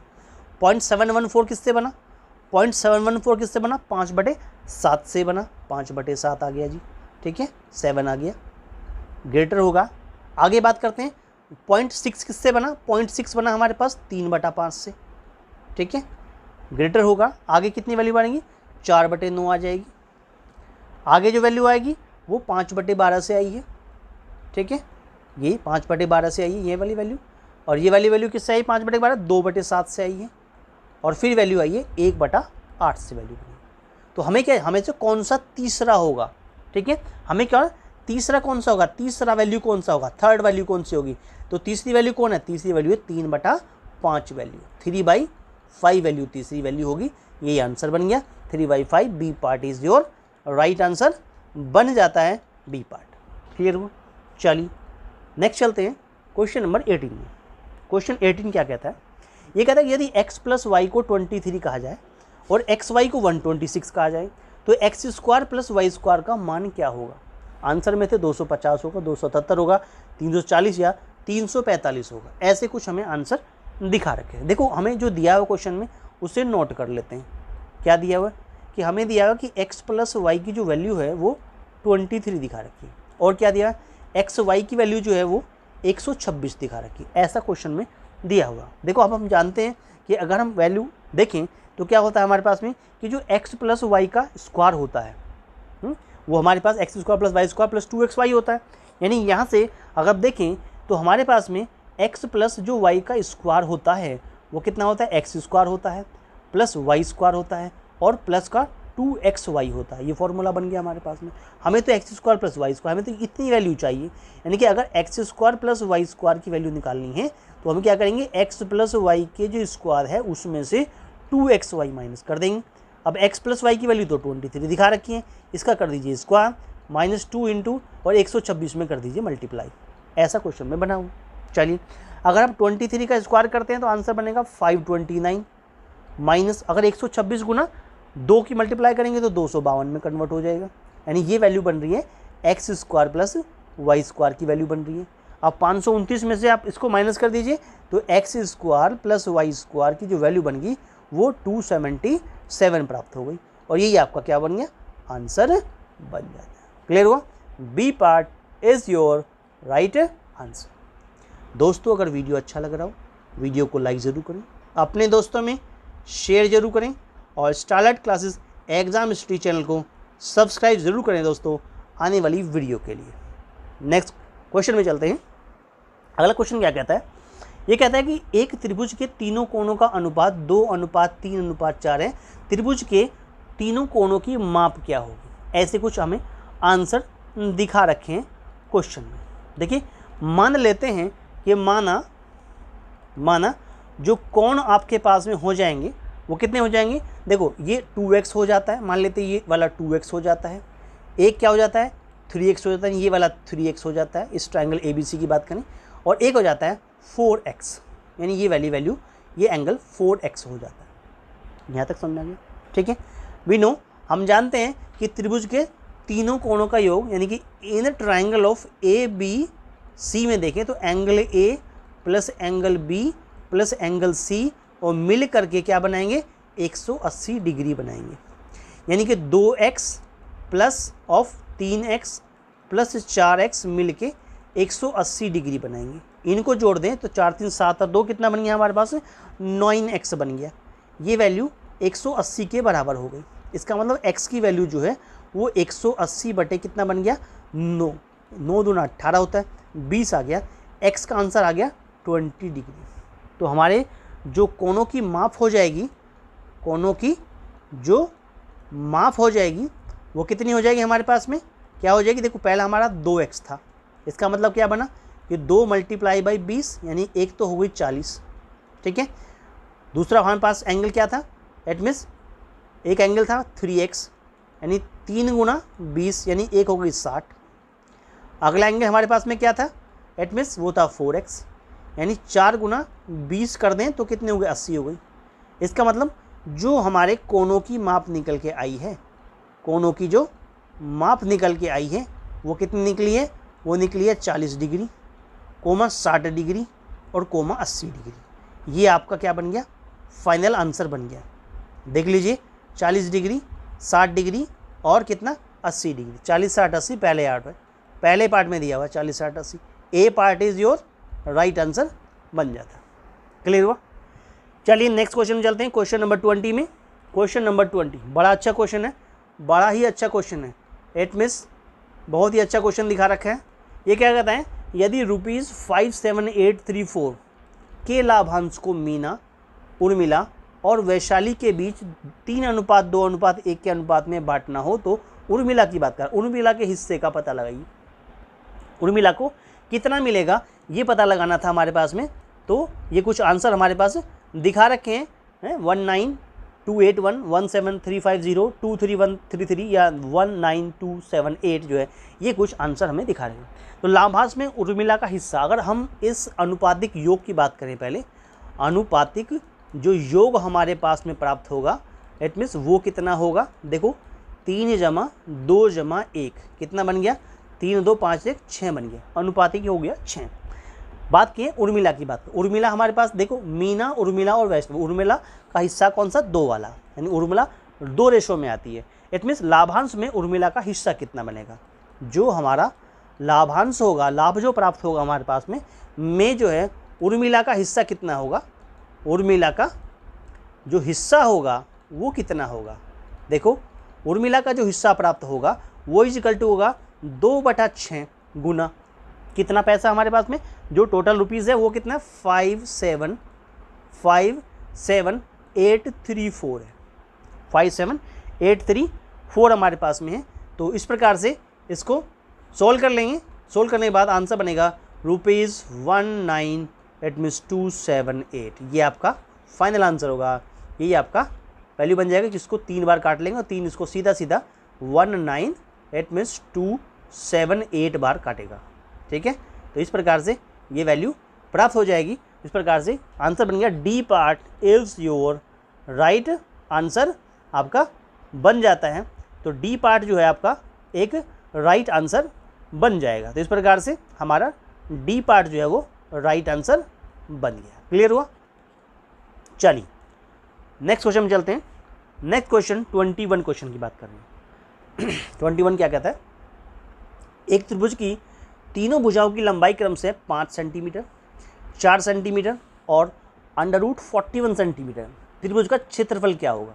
देखो भुजाएं पता है, क्षेत्रफल पूछा गया है, इसलिए एग्जाम की दृष्टि से वेरी इंपॉर्टेंट लिखा जा सकता है, क्योंकि एक अच्छा क्वेश्चन है। इट मीन्स ट्रिकी क्वेश्चन है। सबसे पहले आपको ये पता लगाना पड़ेगा कि ये त्रिभुज है कैसा, ठीक है। वैसे तो हमने यहाँ पर 90 डिग्री का बना रखा, लेकिन आप इसको जरूर पता लगाएंगे सबसे पहले, इट मीन्स ये त्रिभुज है कैसा। अगर ये 90 डिग्री होता तो अगर हम कहते कि 90 डिग्री हमारे पास में है तो इसका मतलब हम 5 का स्क्वायर करते पहले, फिर हम क्या करते, इट मीन्स 4 का स्क्वायर करते इस प्रकार से, और फिर हम क्या करते कि ये वैल्यू किसके इक्वल आने चाहिए, मतलब √41 का स्क्वायर करते हैं।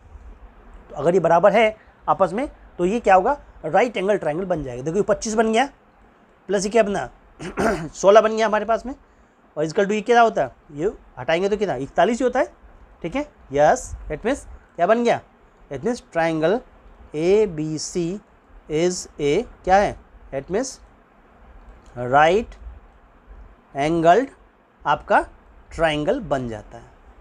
क्लियर हो ये वैल्यू क्लियर होगी, ट्रायंगल ABC जो है एक राइट एंगल ट्रायंगल बन जाता है। इट मीन्स ये वैल्यू √41 और एक को हमने क्या बन गया 5 और एक वैल्यू को हमने 4 लेट कर लिया। क्लियर। चलिए क्षेत्रफल की बात पूछेगी कि क्षेत्रफल क्या होगा। देखिए त्रिभुज का जो क्षेत्रफल बनेगा, त्रिभुज ABC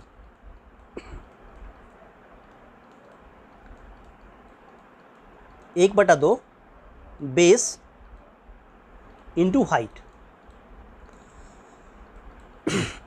ठीक है, बेस इंटू हाइट बन गया 1/2, बेस कितना है 4, हाइट कितना है 5, तो 2 दूना 4 होता है, 2 गुना 5 कर देंगे, आंसर बन गया कि वैल्यू आ गई 10 आ गई। क्या बनेगी वैल्यू हमारे पास में, क्या बन गई वैल्यू हमारे पास बन गई 10 सेंटीमीटर हमारे पास में। ये 4 सेंटीमीटर था, ये 5 सेंटीमीटर था, ये √41 सेंटीमीटर था, तो इतने सेंटीमीटर स्क्वायर या वर्ग सेंटीमीटर हमारे पास में 10 सेंटीमीटर स्क्वायर ट्रायंगल ABC का क्षेत्रफल, इन त्रिभुज का क्षेत्रफल निकल के आ गया 10 centimetre square. D part is your right answer बन गया। क्लियर हुआ। चलिए नेक्स्ट क्वेश्चन चलते हैं। क्वेश्चन नंबर 22 क्या कहता है, किसी कोण और उसके संपूरक कोण का जो अनुपात है वो 2:3 है, प्रत्येक कोण का माप कितना होगा। किसी कोण और उसके संपूरक कोण की बात कर रहा है। चलिए कैसे इसका आंसर निकालेंगे। कोण और संपूरक कोण की बात कर रहे थे, कोण और संपूरक कोण की बात कर रहा है, हमारे पास में रेशो है 2 और 3 का रेशो है। माना जो कोण हैं वो कितने हैं 2x और 3x हैं, 2x और 3x है। कोण और संपूरक कोण की बात कर रहा है, इसका मतलब इन दोनों का एडिशन जो है वो किसके इक्वल होगा 180 डिग्री के बराबर होगा। यू मीन वैल्यू बन गई 5x बराबर 180 डिग्री। इट मीन्स x का आंसर निकालेंगे 180/5 करेंगे तो वैल्यू क्या प्राप्त होगी 36 प्राप्त हो जाएगी। x का आंसर आ गया 36 डिग्री। अब हम कोणों की माप देख लेंगे, कोणों की माप देख लेंगे। क्या बनेगा, पहला कोण है 2x यानी कि 2 गुना 36 दैट इज़ 72 डिग्री, ये हो गया। दूसरा कोण हमारे पास में है 3x यानी कि 3 गुना 36 करेंगे तो 36 में 3 की बढ़ाई करेंगे तो 108 प्राप्त हो जाएगा, 108। ठीक है, तो हमारे पास में उन कोणों की वैल्यू जो है, कोणों की माप प्राप्त हो गई या कोण की माप प्राप्त हो गई कितनी 72 डिग्री और कितना 10 आपका 8 डिग्री, 108 डिग्री। ये आपके दोनों आंसर बन जाते हैं। A part is your right answer बन गया। यहाँ तक बात समझ में आ गया, ये आपका राइट आंसर। नेक्स्ट क्वेश्चन में चलते हैं। क्वेश्चन नंबर बहुत ही अच्छा क्वेश्चन है अपने आप में और बहुत ही प्यारा क्वेश्चन है। It means very very important लिख दिया हमने क्योंकि ये बहुत ही अच्छा क्वेश्चन दिया हुआ है। अंडर रूट लगा हुआ है 4, फिर अंडर रूट लगा हुआ है, फिर अंडर रूट लगा हुआ है। सोल्व करेंगे तो आंसर में रूप में हमें क्या दिखा रखा है 12, 8, 4 या -4, ये कुछ आंसर हमें दिखा रखे। देखिए सबसे पहले देखिए बड़े रूट की बात करते हैं। देखिए क्वेश्चन को लिख लेते हैं। बड़ा रूट लिया हुआ 4 लिखा हुआ प्लस फिर एक बड़ा रूट लिखा हुआ, उसके अंदर भी 44 लिखा हुआ, उसके अंदर फिर एक रूट लगा रखा और उसके अंदर हमारे पास में 10,000 10,000 लिखा हुआ।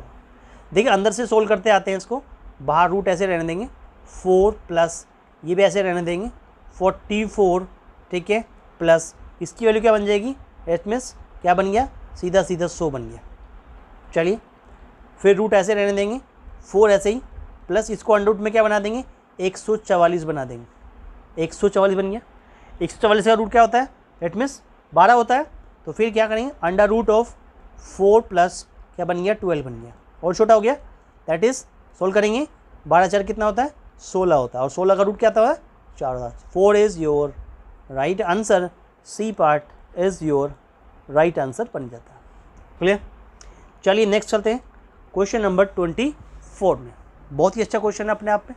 क्या कहते हैं कि एक घन का आयतन 216 सेंटीमीटर क्यूब, ये घन दिखा रखा है हमारे पास में, क्यूब दिखा रखा है, क्यूब यहाँ लेंथ ब्रेथ और हाइट तीनों बराबर होती हैं हमारे पास में। अगर किसी क्यूबोर्ड की लेंथ ब्रेथ हाइट बराबर कर दें तो क्यूब में कन्वर्ट हो जाता है। अगर इसकी लेंथ हम ए मान लें, ब्रेथ भी हम क्या ए मान लें, हाइट भी क्या हो जाएगी, अब यहाँ ए हो जाएगी, दैट इज़ ये सभी वॉल्यूम हो गया क्यूब का, ए का क्यूब बन जाएगा। चलिए तो एक घन का जो आयतन है वो 216 सेंटीमीटर। अब इसको पिघाल कर क्या बनाया गया, इस प्रकार का एक सिलेंडर बनाया गया है। घन को पिघाल कर एक 8 सेंटीमीटर लंबा बेलन बनाया गया।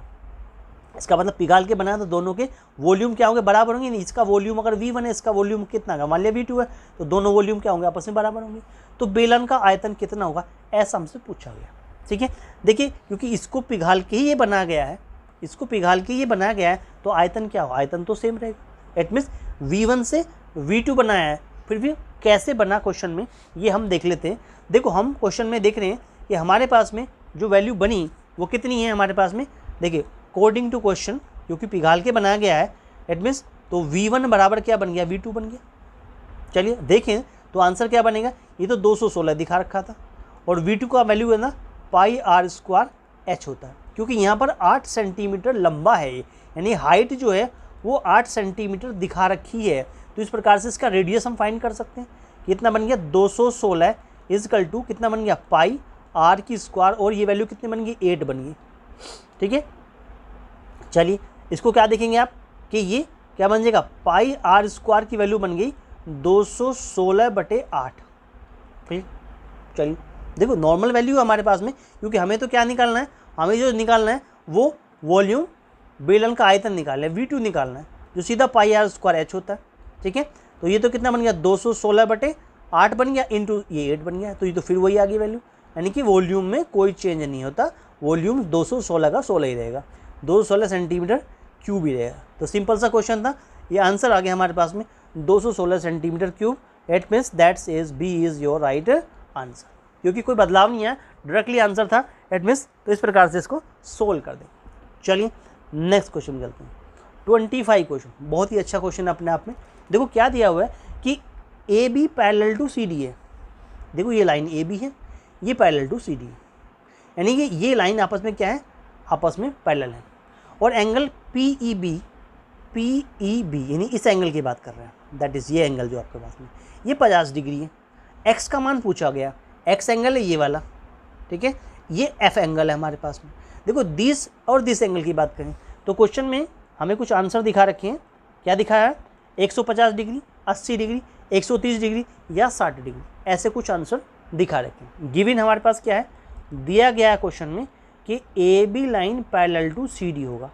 ठीक है, तो एंगल जो PEB होगा ये वाला is equal to angle of कितना, इट मीन्स EFD के बराबर होगा। दैट इज क्यों बराबर होगा, एक कॉरस्पॉन्डिंग एंगल होने की वजह से, कॉरस्पॉन्डिंग एंगल होने की वजह से ये हमारे पास में क्या होंगे, इक्वल होंगे, यानी कॉरस्पॉन्डिंग एंगल होने की वजह से ये आपकी जो वैल्यू है वो आपकी क्या हो जाएगी, बराबर हो जाएगी। ठीक है, तो कॉरस्पॉन्डिंग एंगल होंगे। इसका मतलब क्या हुआ कि जो हमारे पास एंगल F होगा, एंगल जो F हमारे पास में है वो इक्वल टू कितना हो जाएगा, 50 डिग्री हो जाएगा, क्योंकि ये दोनों तो कितने बन गए, 50 डिग्री बन गए, इक्वल हो गए, F हो गया 50 डिग्री का। अब बाई लीनियर पेयर निकाल लीजिए, by linear pair, linear pair से आप क्या देखेंगे कि angle X plus angle F मिल के तो 180 डिग्री बनाते हैं, 180 डिग्री बनाते हैं। एंगल एक्स हमें निकालना है, एंगल एफ की वैल्यू हमने निकाल ली कि वो तो 50 होगी, क्योंकि वो हमारा कॉरस्पॉन्डिंग एंगल की वजह से आंसर पता चल गया आपको कि वो वैल्यू कितनी होगी, आपकी कितनी बन गई, 50 हो गई। एक्स की वैल्यू निकालना चाहते हैं तो 180 माइनस ऑफ 50 कर देंगे। अब करेंगे तो आंसर क्या बनेगा, 130 डिग्री प्राप्त हो जाएगा, 130 डिग्री प्राप्त हो जाएगा। एंगल एक्स की वैल्यू 130 डिग्री मिल गई और यही आपका फाइनल आंसर बन जाता है। Clear? C part is your right answer. समझ में आ गया होगा। चलिए दोस्तों, अगर वीडियो अच्छा लग रहा हो तो वीडियो को लाइक ज़रूर करें, अपने दोस्तों में शेयर जरूर करें मेरे प्यारे दोस्तों, और starlet classes exam history channel को सब्सक्राइब ज़रूर कर लें। आने वाली वीडियो के लिए, दिसंबर 2023 के लिए बहुत ही बेस्ट वीडियो हम लेके आने वाले हैं। आने वाले समय में मैथ्स के लिए वो आपको बहुत ही बेनिफिट देगी। चलिए नेक्स्ट क्वेश्चन चलते हैं। क्वेश्चन नंबर 26 में दो संख्याओं का लघुत्तम समापवर्तक एल से लेस है और में से यानी कि महत्तम समापवर्तक क्रम से 4125 और 25 है। एक संख्या उसमें से 375 है। बताइए दूसरी संख्या पहली से कितनी अधिक है या कम है, ये हमें बताना क्वेश्चन में। तो क्वेश्चन के आंसर थे 100, 50, 75 या 25। इस प्रकार से हमें क्वेश्चन में वैल्यू दिखा रखी है। चलिएगा, देखिए फॉर्मूला हमें पता होता है कि एलसीएम और एचसीएफ की वैल्यू जो होती है, एलसीएम और एचसीएफ, जिसको आप में से और ले से कह रहे हैं, तो ये हमारी वैल्यू लघुत्तम समापवर्तक, ये बन गई महत्तम समापवर्तक, is equal to A multiply by B, यानी पहली संख्या गुना दूसरी संख्या होता है। नहीं, ऐसे भी लिख सकते हैं कि इसका जो लेसे है लघुत्तम समापवर्तक जो है और महत्तम समापवर्तक जो हमारे पास होता है वो बराबर होता है, इट मीन्स पहली संख्या जिसको ए कहा गया है, पहली संख्या मल्टीप्लाई बाई दूसरी संख्या, जो दूसरी संख्या जिसको बी का नाम दिया हुआ है। ऐसे भी फॉर्मूला याद रख सकते हैं। चलिए अब क्वेश्चन में जो 4125 जो है वो तो दिखा रखा ले से और 25 दिखा रखा में से। यहाँ तक बात समझ आ गई। चलिए अब ए की वैल्यू यानी कि पहली वैल्यू दिखा रखी 375 और दूसरी संख्या यानी कि जो हमने बी मानी उससे हमें निकालना है। हमें बी की वैल्यू फाइंड करनी है, तो बी निकाल लीजिए। क्या बनेगा, 4125 मल्टीप्लाई बाई 25 और कितना बन गया, इट मीन्स 375 से इसको डिवाइड कर दिए। चलिए सोल्व कर लेंगे। वैसे इसको 5 से काट सकते हैं, 5 5 से 25 होता है, 5 से काटेंगे हमारे पास में कितना, 5 7 35 होगा, 36 37 हो गया, 5 5 25 हो गया। 5 से काट लेंगे इसको, 5 1 5 हो गया और मीन्स कितना बन गया हमारे पास में, 5 में 25 हो गया और 15 से इसको काटेंगे हमारे पास में, तो आंसर बनेगा 15 दूना 30 हो गया और इसमें 7 और 5 कितना बन गया हमारे पास में, 30 बन गया, 35 और 5। ये आंसर जो प्राप्त हो जाएगा ये बन जाएगा, बी का आंसर बन गया हमारे पास में 275। तो बी क्या बन गया हमारे पास में, 275 प्राप्त हो गया। संख्याओं का अंतर कितना हो गया, संख्याओं का जो अंतर प्राप्त हो गया वो कितना बना हमारे पास में, देखिए क्या बना, 375 तो पहले थी, ठीक है, 375 और 275 अब निकल के आई है, तो कितना अंतर कितना मिला, अंतर मिला 100 डिग्री, यानी 100 डिग्री नहीं 100 वैल्यू प्राप्त हो गई। इट मीन्स अंतर आ गया only 100, that is 100 is your right answer. Answer आ गया 100, 100 वैल्यू बन गई। क्लियर? चलिए इस प्रकार से भी क्वेश्चन कंप्लीट हो गया। नेक्स्ट क्वेश्चन में चलते हैं। क्वेश्चन नंबर 27 क्या कहता है, क्वेश्चन नंबर 27 कि एक व्यक्ति 30 किलोमीटर की एक यात्रा को 6 किलोमीटर प्रति घंटा की चाल से तथा 6 से 40 किलोमीटर की यात्रा को 5 घंटे में पूरा करता है। पूरी यात्रा के लिए उसकी औसत चाल क्या होगी, औसत चाल की बात कर रहे हैं। 30 किलोमीटर की दूरी तय करने में लगा समय कैसे निकालेंगे।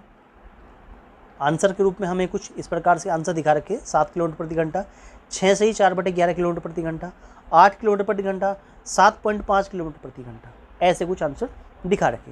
यानी कि 30 किलोमीटर जो 30 किलोमीटर चलेगा, 30 किलोमीटर दूरी तय करने में, दूरी तय करने में जो लगा समय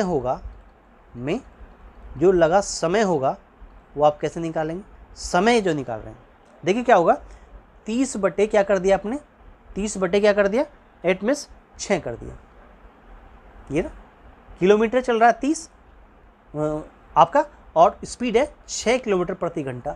समय निकालना है तो क्या करेंगे, जितना डिस्टेंस चला है उसको स्पीड से डिवाइड कर दिया, तो कितना बन गया हमारे पास में 5, वैल्यू पर भाई 5 घंटे आंसर निकल के आ गया। 5 आवर्स जो है वो आपको यहाँ निकल गया। 30 किलोमीटर दूरी तय करने में लगा समय, हमारा समय बराबर दूरी बटे 4 हो गया हमारे पास में, तो ये हमारे पास समय निकल गया। फॉर्मूला बन गया ये कि समय बराबर कितनी दूरी चली है, ठीक है, और किस चाल से चली है, स्पीड क्या आती है हमारे पास में, वो हमारा आंसर बन गया। चलिए अब क्योंकि हमें औसत चाल चाहिए, अब क्योंकि औसत चाल की बात कर रहा है, औसत चाल की बात कर रहा है, औसत चाल जो होती है वो कैसे निकालते हैं, ये जो कुल दूरी है, यानी कि जितनी दूरी तय की हुई है हमने, यानी कुल दूरी जो है और बटे कुल जो समय लगा हुआ है, जो कुल समय लगा हुआ है उसको हम डिवाइड कर देते हैं। अब कुल दूरी कैसे, हमने जो दी क्वेश्चन में क्या है, कुल दूरी है 30 ये रही है 40 ये रही, यानी दोनों को जोड़ देते हैं, कितनी बन गई 30 + 40, ये तो कुल दूरी हो गई। और कुल समय कितना बना, 5 घंटे ये है और 5 घंटे ये रहा, 5 तो ये निकला और 5 घंटे ये रहा, कितना हो गया हमारे पास में कुल समय बन गया हमारे पास कितना 10, तो 70/10 कर दो, तो ये 7 बार काट देगा। तो औसत चाल जो है, यानी जो औसत चाल निकल के आ गई वो कितनी आ गई है, औसत चाल वो आ गई 7 किलोमीटर प्रति घंटा आ गई। क्लियर, यही आपका क्या बन गया, आंसर बन गया। A part is your right answer बन जाता है 7 किलोमीटर प्रति घंटा, ये आपका क्या बन गया, आंसर बन जाता है। ठीक है, समझ में आ गया, इस प्रकार से इसको निकाल सकते हैं। चलिए नेक्स्ट क्वेश्चन चलते हैं। 28वां क्वेश्चन क्या कहता है, देखो 28 क्वेश्चन में कहता है कि एक तांबे के तार को वर्ग के आकार में मोड़ने पर, किसके आकार में, वर्ग के आकार में मोड़ने पर वह 121 सेंटीमीटर स्क्वायर क्षेत्रफल घेरता है, यानी ये क्षेत्रफल दिखा रखा, वर्ग का क्षेत्रफल दिखा रखा। और इसी तार को वृत्त के आकार में मोड़ा जाए तो वृत्त का क्षेत्रफल क्या होगा, इसको वृत्त के, यानी ये तो वर्ग हो गया, यानी इसको स्क्वायर कह देंगे, ये तो स्क्वायर हो गया हमारे पास में। ठीक है, चलिए, और ये हो गया वृत्त, ये क्या हो गया, इट मीन्स ये वृत्त हो गया, इट मीन्स सर्किल हो गया हमारे पास। ये क्या बन गया, ये हमारा जो है वो सर्किल बन गया। चलिए, ये केंद्र होता है, यानी कि सेंटर होता है, ये रेडियस होती है, ठीक है, ये व्यास होता है, ये सरकमफेरेंस यानी परिधि होती है, C4 सरकमफेरेंस होता है। ये प्रकार ये फिगर की बात होगी। चलिए, आप क्वेश्चन में आंसर दिखा रहे 121 सेंटीमीटर स्क्वायर होगा, 142 सेंटीमीटर स्क्वायर होगा, 154 सेंटीमीटर स्क्वायर या 60 सेंटीमीटर स्क्वायर होगा, ऐसा कुछ आंसर में हमें दिखा रखा। अब क्योंकि बात करता है कि तांबे के तार को वर्ग के आकार में मोड़ने पर इतने सेंटीमीटर क्षेत्रफल घेरता है, इसका वर्ग का क्षेत्रफल हमें दिखा रखा है, जो क्या होता है, जो होता है भुजा की घात 2 होता है। ठीक है, चलिए, ये 121 दिखा रखा है, 121। अब हमें क्या निकालना है, ये भुजा की घात 2 के बराबर, अगर भुजा निकालें तो इसका अंडर रूट कर देंगे, तो भुजा निकल के आ गई, कितनी आ गई 11 सेंटीमीटर। यानी ये जो ABCD दिखा रखा है, इसकी एक भुजा 11 सेंटीमीटर, यानी ये सारी भुजा भी 11-11 सेंटीमीटर की हमारी बन जाती है। तो ये सभी 11 सेंटीमीटर की जो भुजा हैं वो बन जाती है। क्लियर हुआ, इसको वाले केस में निकल के आ गया ये हमारा वैल्यू। चलिए, अब क्या कहते हैं कि यदि इसी तार को वृत्त के आकार में मोड़ा जाए, तो जब यही वैल्यू वृत्त के आकार में मुड़ेगी तो इसका मतलब हमें पहले वर्ग का क्या चाहिए, परिमाप चाहिए। तो इसका मतलब हमें वर्ग का क्या निकालना पड़ेगा, परिमाप निकालना पड़ेगा। वर्ग का क्या निकालेंगे, परिमाप निकालेंगे, जो 4 गुना भुजा होता है, 4 गुना भुजा होता है, यानी 4 गुना 11 बन देंगे, ये बन गया 44 सेंटीमीटर। ये क्या बन गया, ये वर्ग का परिमाप बन गया। अब इसी तार को सर्किल में कन्वर्ट किया, तो अकॉर्डिंग टू क्वेश्चन अगर बात करें उसको तो वृत्त का क्षेत्रफल चाहिए, और वृत्त के क्षेत्रफल के लिए क्या होता है, यानी कि अगर हम किसी वृत्त का क्षेत्रफल निकालना चाहते हैं, ठीक है, तो वो होता है पाई आर स्क्वायर। इसका मतलब हमें तो रेडियस चाहिए। क्वेश्चन के अकॉर्डिंग क्योंकि उसी तार को मोड़ के वृत्त बनाया गया है, तो इसका मतलब जो वर्ग का परिमाप होगा और इस वृत्त की परिधि होगी वो दोनों बराबर होंगे। यानी कि वर्ग का जो परिमाप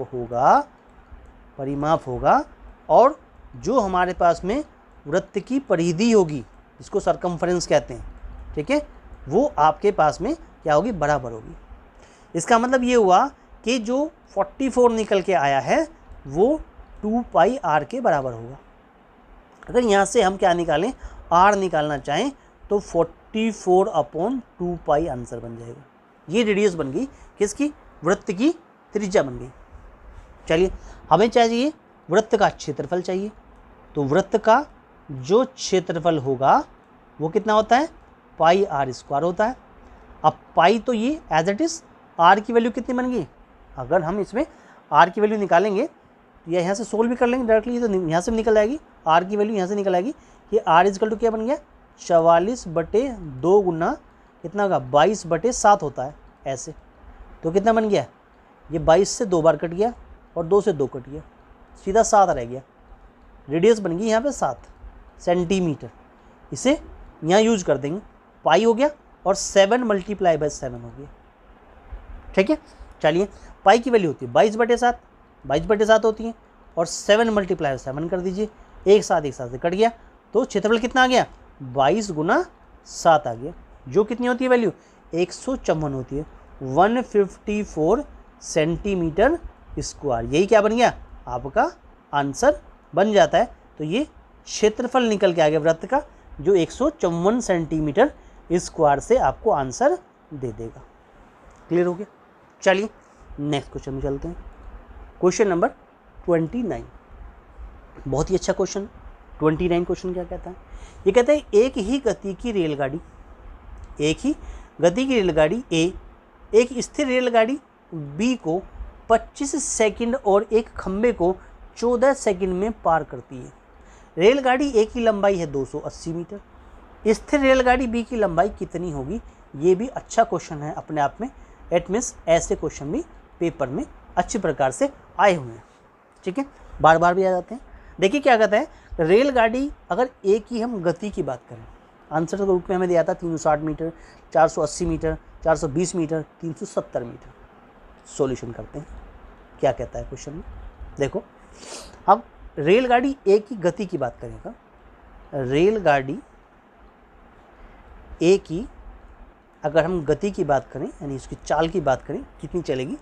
देखो कितनी दूरी तय करी इसने, 280, यानी दूरी कितनी तय करी बटे कितना समय लेगा।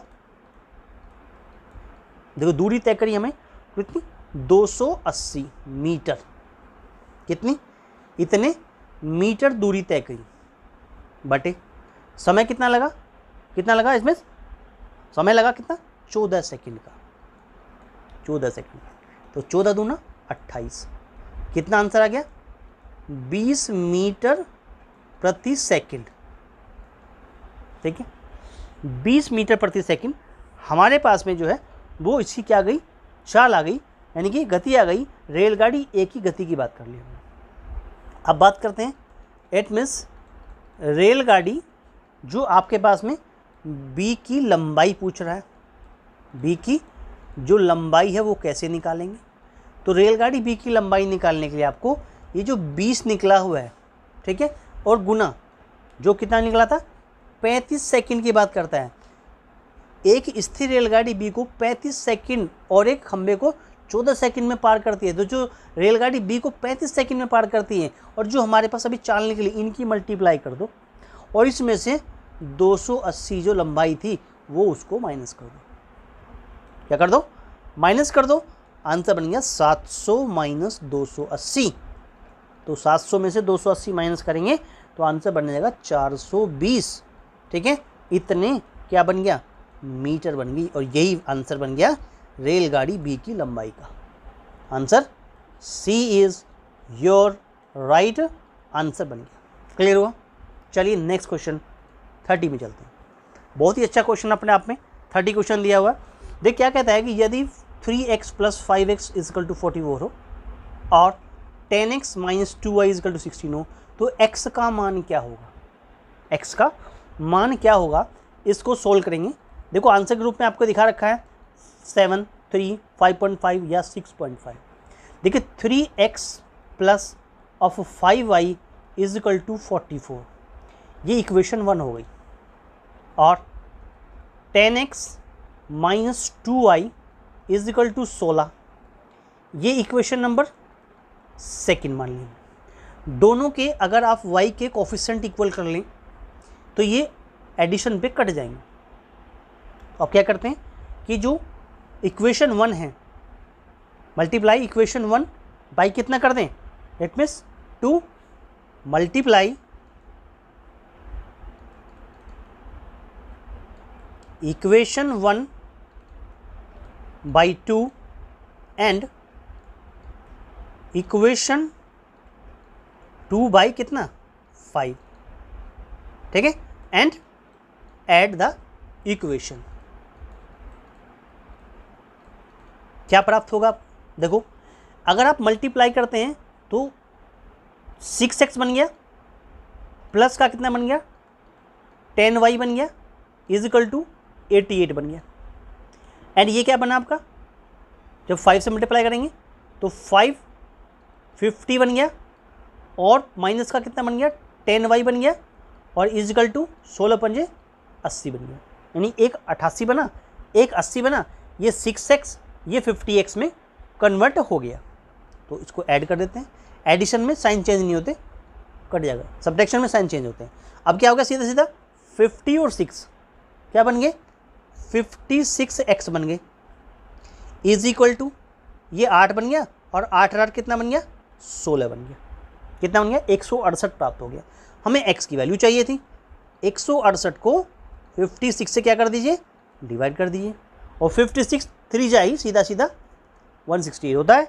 तो x की वैल्यू क्या बन गई 3 प्राप्त हो गई। क्लियर हुआ, यही आपका फाइनल आंसर होगा, यानी B part is your right answer.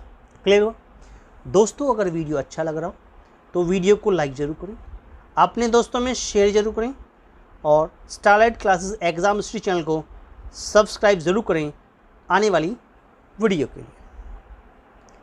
दोस्तों अगर आपको वीडियो अच्छा लगा हो तो वीडियो को लाइक ज़रूर करें, अपने दोस्तों में शेयर करें, कमेंट करें कि आपको वीडियो कैसा लगा, और सब्सक्राइब करें हमारे starlight classes exam history channel को, और साथ में बेल आइकन को भी प्रेस करें, जिससे आने वाला वीडियो का नोटिफिकेशन सबसे पहले आपको प्राप्त हो। थैंक यू मेरे प्यारे दोस्तों, थैंक यू।